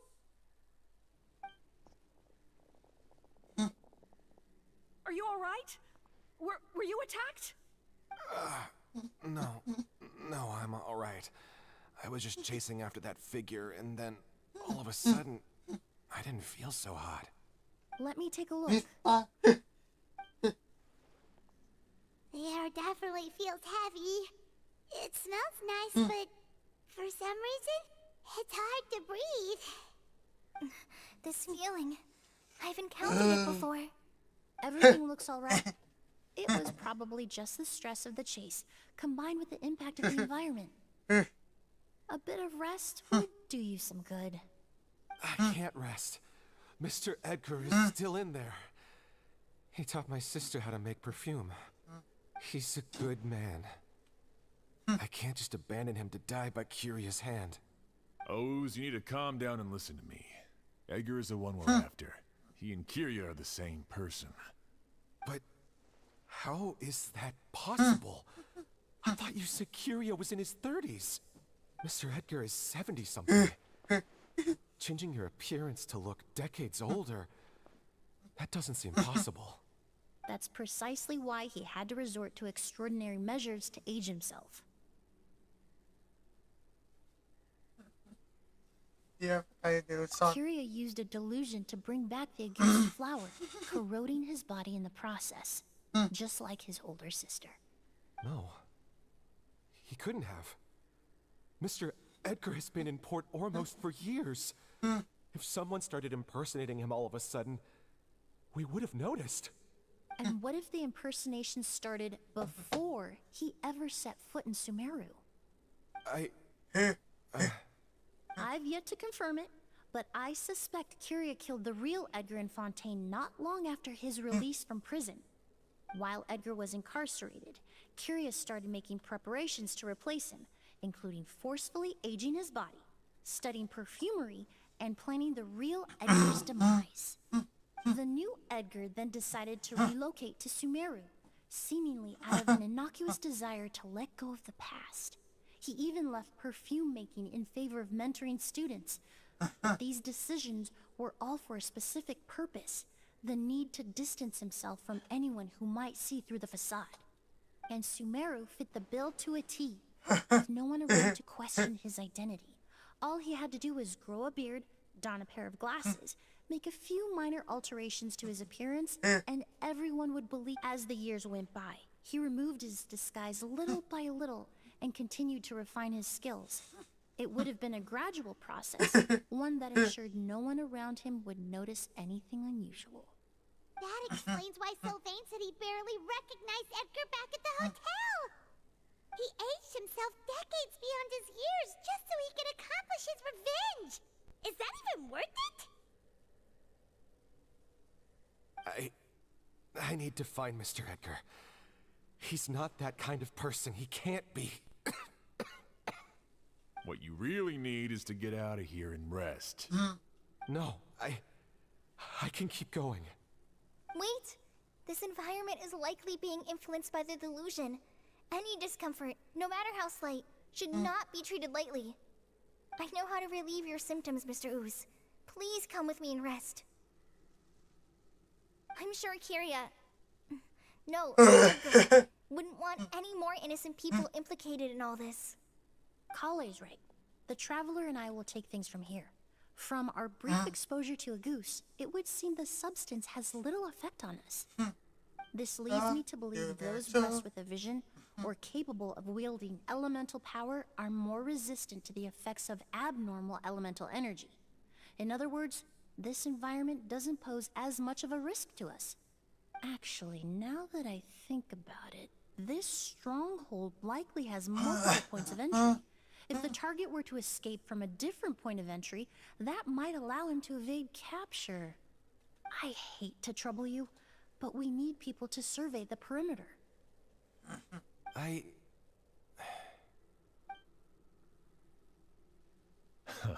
Thanks. Hear that? We're heading out. There's work to be done. Ooze, head back to Port Ormos and start gathering reinforcements. Got it. Traveler, Emilie, Paimon, please be careful. For someone whose only purpose in life is revenge, there's no telling what they'll do when there's no reason to move forward. Don't worry. This isn't the end. Not for us or for Kiria. We're not going to let a goose kill anyone else. It's time for the mythos to fade into obscurity.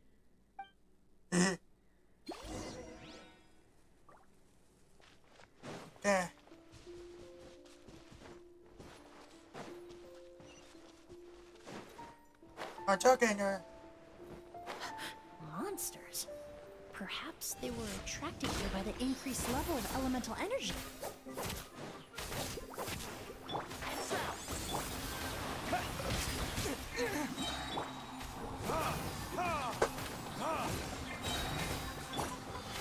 Let's nip that in the bud.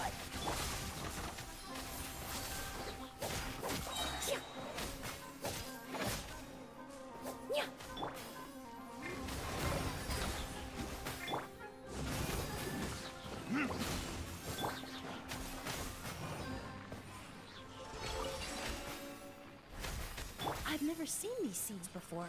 They must also have been created with the power of a delusion. It seems to be avoiding us, and there's no other way forward. Perhaps we could try luring it to the edge of the cliff.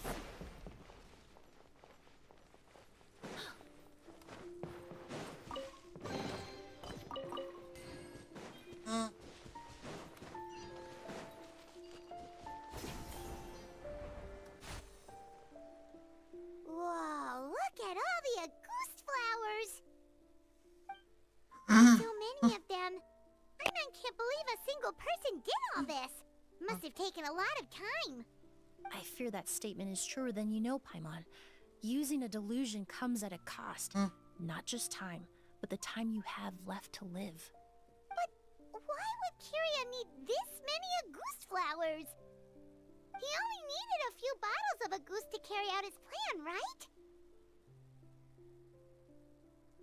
Perhaps hatred wasn't the only emotion fueling his obsession with a goose. Maksudnya, Not long ago, he told me he didn't want all the flowers transported to Sumeru to wither away in a foreign land.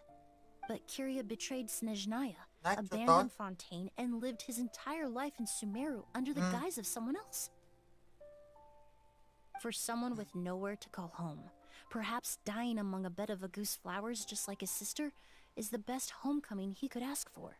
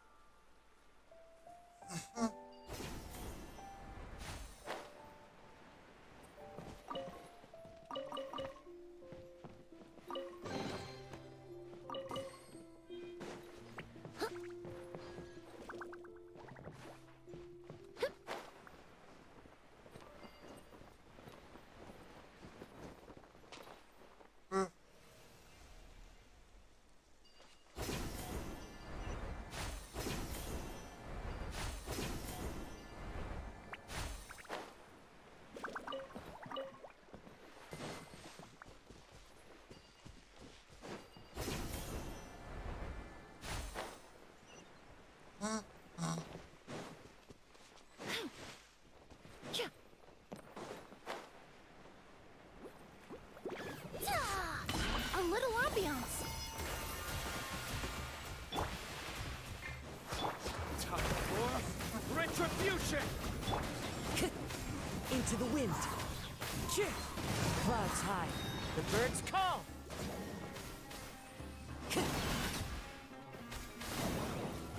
wind knows me. I'll uproot you!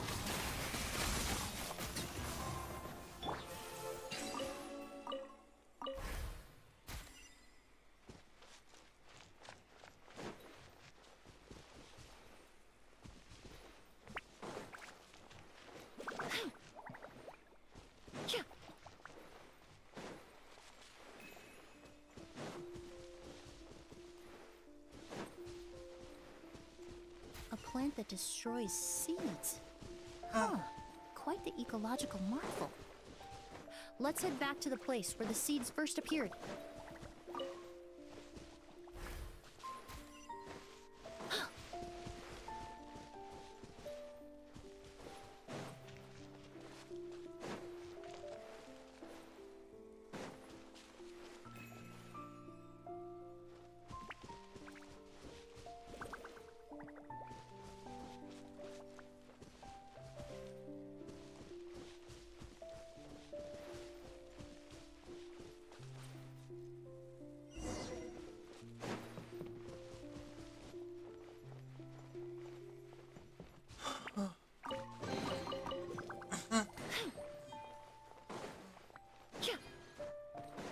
The scent of flowers is getting stronger.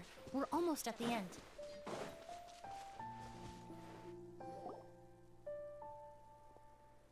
The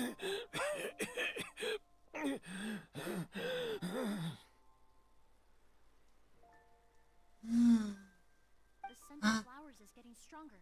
We're almost at the end. Did they catch up that fast? No. My strength is just waning.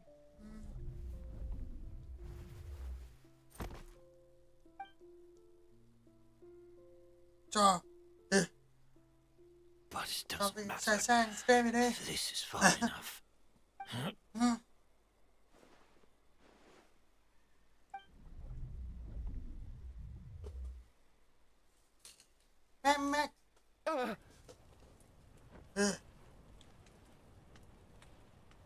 This is a garden of Auguste flowers. But it's not mine. It's the one that was set on fire all those years ago in Fontaine. Yelena? Yelena! You tried to hide it from me, but I always understood. The reason why you continued to use the delusion, the reason why you set your garden on fire, it was all because of me. I shouldn't have listened to you that day. I shouldn't have taken the Mora and ran. But By the time I realized something wasn't right, there was nothing left. The flowers were gone. And so were you. I know I'm almost 20 years too late. I should have come looking for you earlier. I should have died with you that day.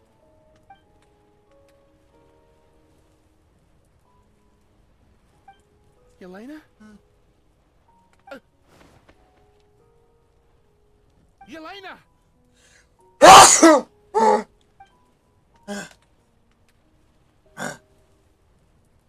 No! Don't leave me! Please! Yelena!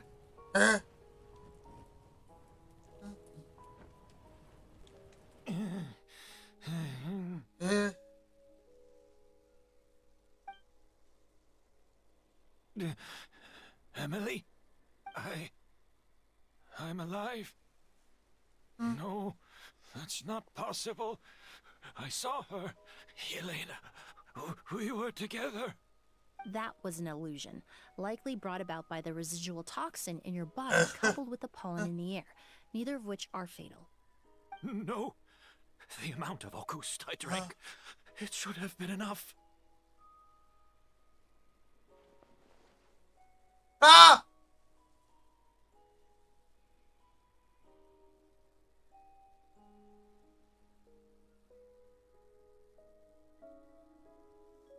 Stop!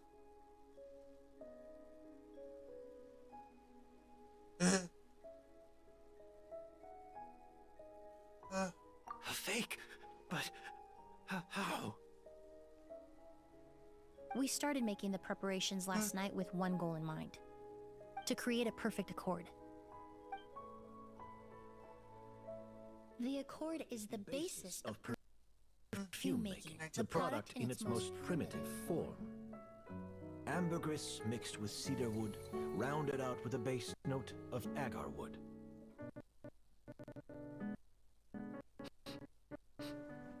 This is the scent of leather? Exactly. We're unable to extract essential oils from leather, but by combining other raw materials, we can recreate its essence. That is the purpose of an accord. Does that mean you can recreate any scent in the whole world?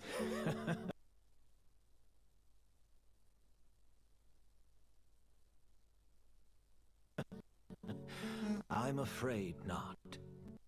Certain fragrances in this world are simply one of a kind. That quality is what draws people in and fuels their obsessions. If I wear a goose to the ball, I'll also be one of a kind. Our competitor already got their hands on it. Perfume all the way. It doesn't matter how much it costs. I have to buy something better. This fragrance will be one of a kind, no more. Myths can be deconstructed, miracles can be recreated. All it takes is skill and experience, limitless exploration, and a little patience.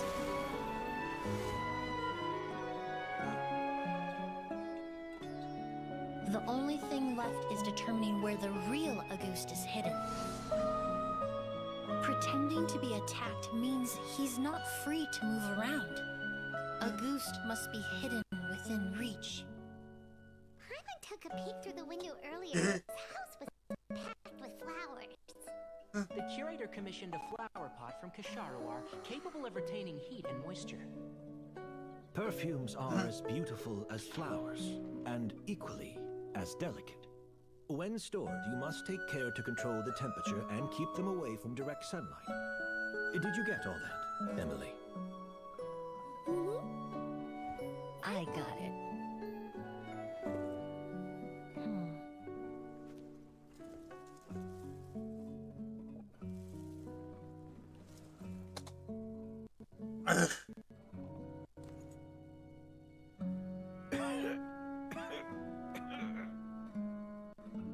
Did you hear?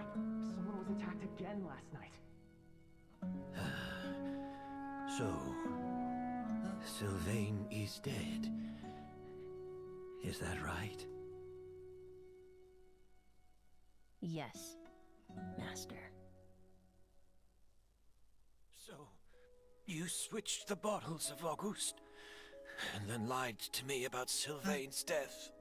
Convincing you that your revenge had been completed was the easiest way to get you to let down your guard. Impossible. Even if you found a way to switch out the bottles, there's no way you could have made an accord. If Auguste was so easy to replicate, Yelena wouldn't have. It was a combination of rainbow roses, glazed lilies, and Cecilias. Those ingredients would have conflicted with each other if you tried to combine them in the past. But recently, we found a way for them to work together. Rainbow roses, glazed lilies, and Cecilias. Auguste was created over 10 years ago. All this time, people never stopped analyzing it, never stopped trying to recreate it. Perfumery techniques are advancing day by day. We've found better ways to extract essential oils, separate oils and fats. We even discovered new ways to combine fragrances together. The mythos surrounding Auguste may have been untouchable almost 20 years ago, but now it's time for it to become a thing of the past. The past? You've been working as a perfumer for all these years. You should have always known that it is possible to make an accord, even if only in theory. But the meaning you assigned to Auguste became so inflated, you allowed yourself to get lost in it, just like the perfume mania that captivated the public all those years ago. You believed in its divinity and grandeur. You believed it was entirely one of a kind.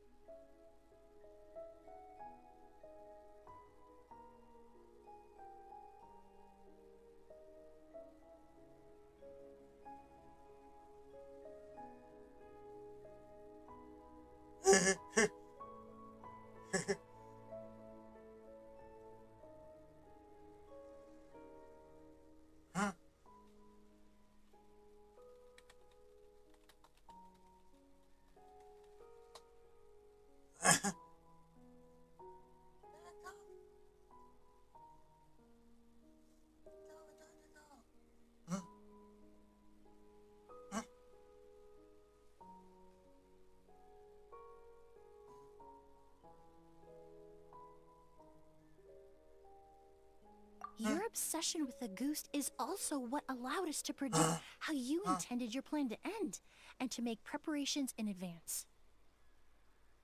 We just didn't expect it to happen so fast.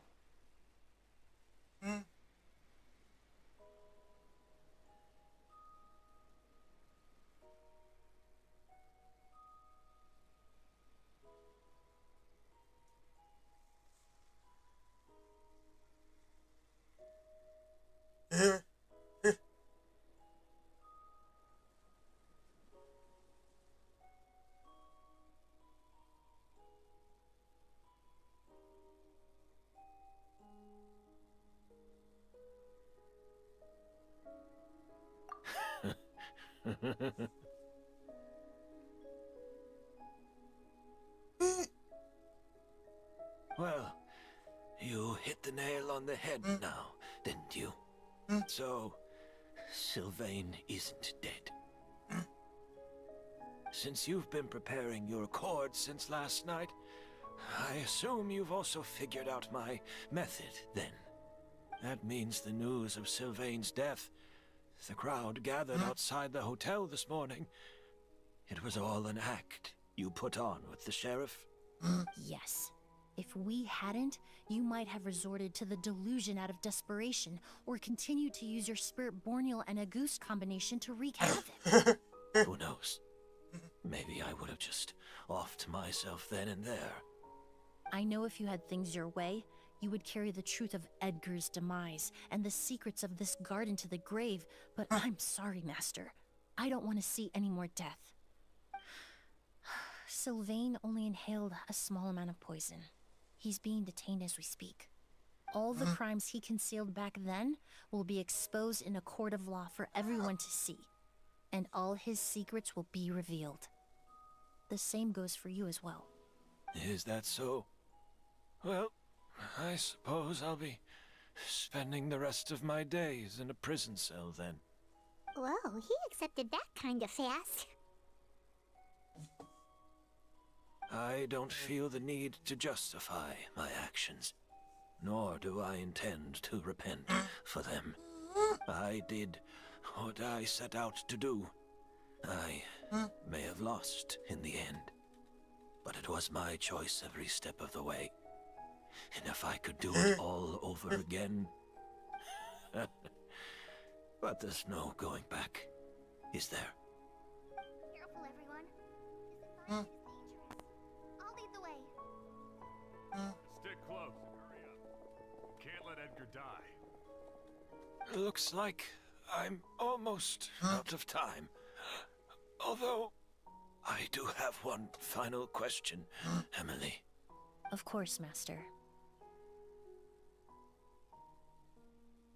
The combination you used to make your accord.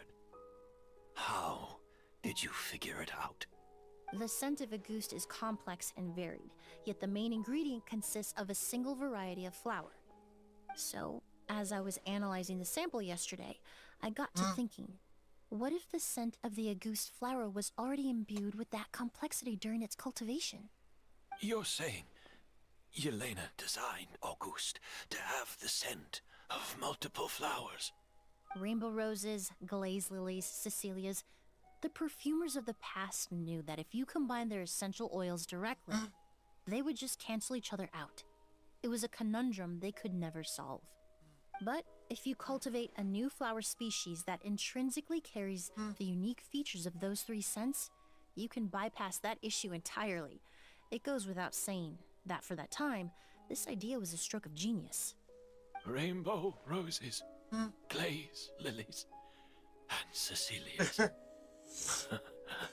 Those really do seem like flowers you would choose, Yelena.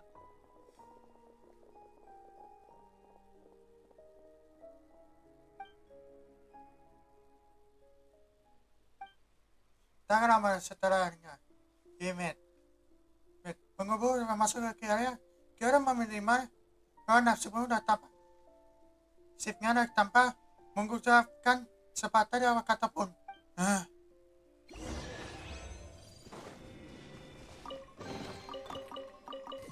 Time to go.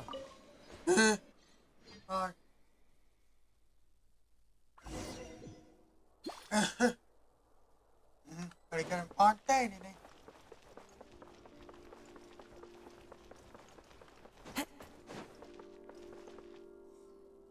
Did you know? Miss Emily's releasing a new perfume. Right. I heard about that. I think it's called Yelena.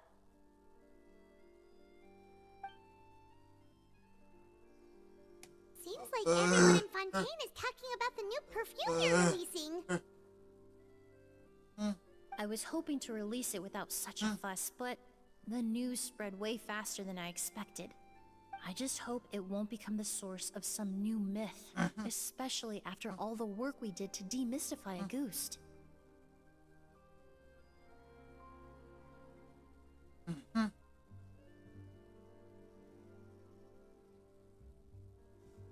I did, although I made a few modifications to the formula to make the scent more pleasant and long-lasting. I actually brought a few samples with me today. I hope they're to your liking. Also, I was hoping you could try out the fragrance before I officially release it and tell me your thoughts. Of course! A good sense of taste and sense of smell go hand in hand, you know? Just leave it to Paimon!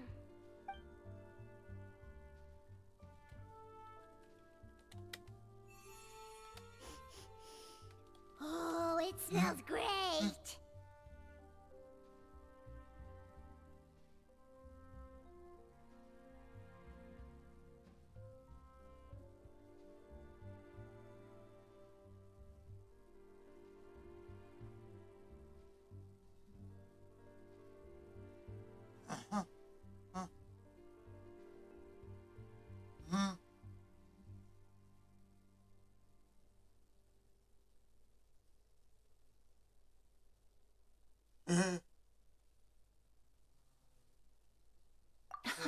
It's all right. All feedback is worth considering.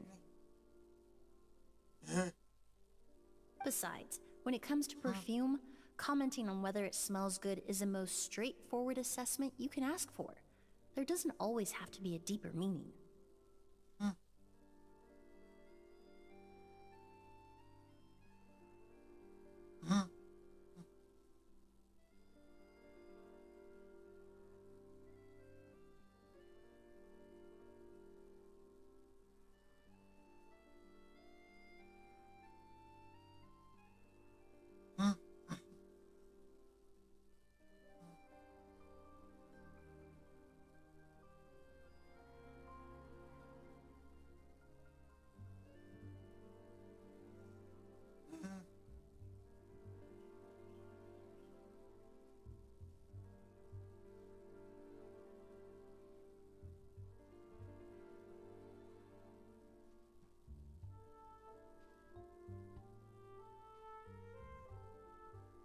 Right. Do those flowers have some special meaning? Hearing their names seemed to have an effect on him. If I had to guess, I'd say it probably has something to do with the language of flowers. The language of flowers? Oh, we've heard of that before. Paimon remembers hearing something like, the Cecilia represents the true feelings of the prodigal son? What each flower is said to represent varies by person and across different moments in history. The same is true for the flowers that make up the scent of a goose. After returning to Fontaine, I did some research, and it turns out the meanings of those 3 flowers can be reassembled to form a single phrase. Forget the past and keep on living. Perhaps that's the legacy Yelena always intended, not the nobility and grandeur most people associate with a goose. Do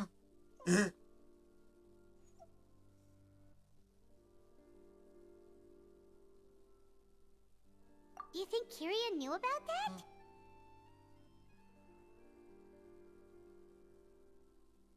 I paid him a visit before his trial and explained what I found, but he didn't seem to care. Who knows? Maybe she didn't mean anything by it at all. That was his response. Yelena is gone. We'll never know what she was thinking.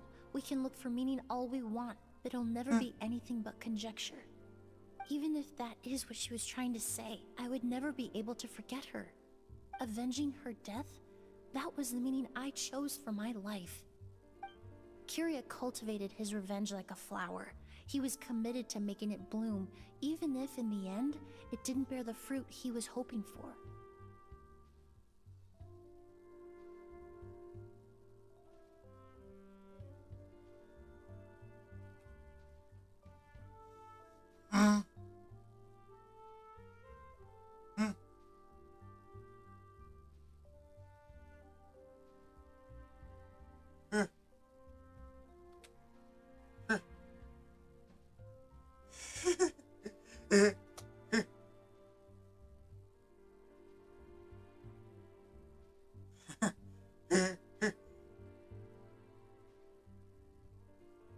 In any case, he did want me to pass along his thanks.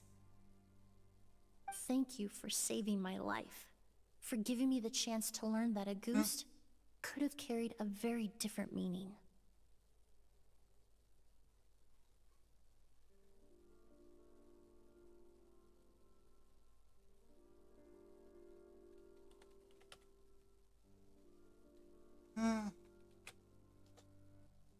Love and hatred are a privilege of the living.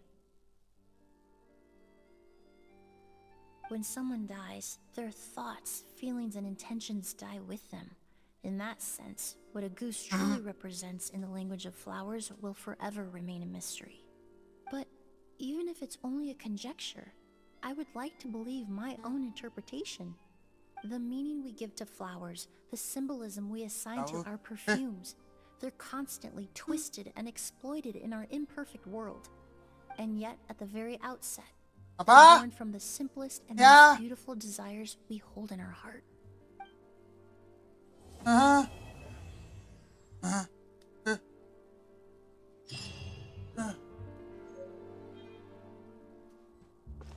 Oh, saya selesai itu.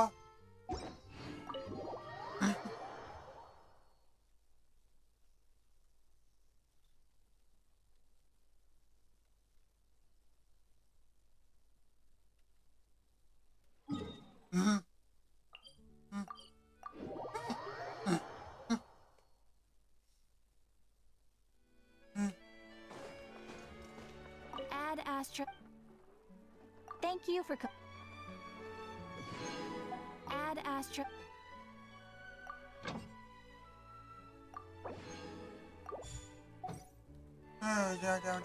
Udah dulu ya.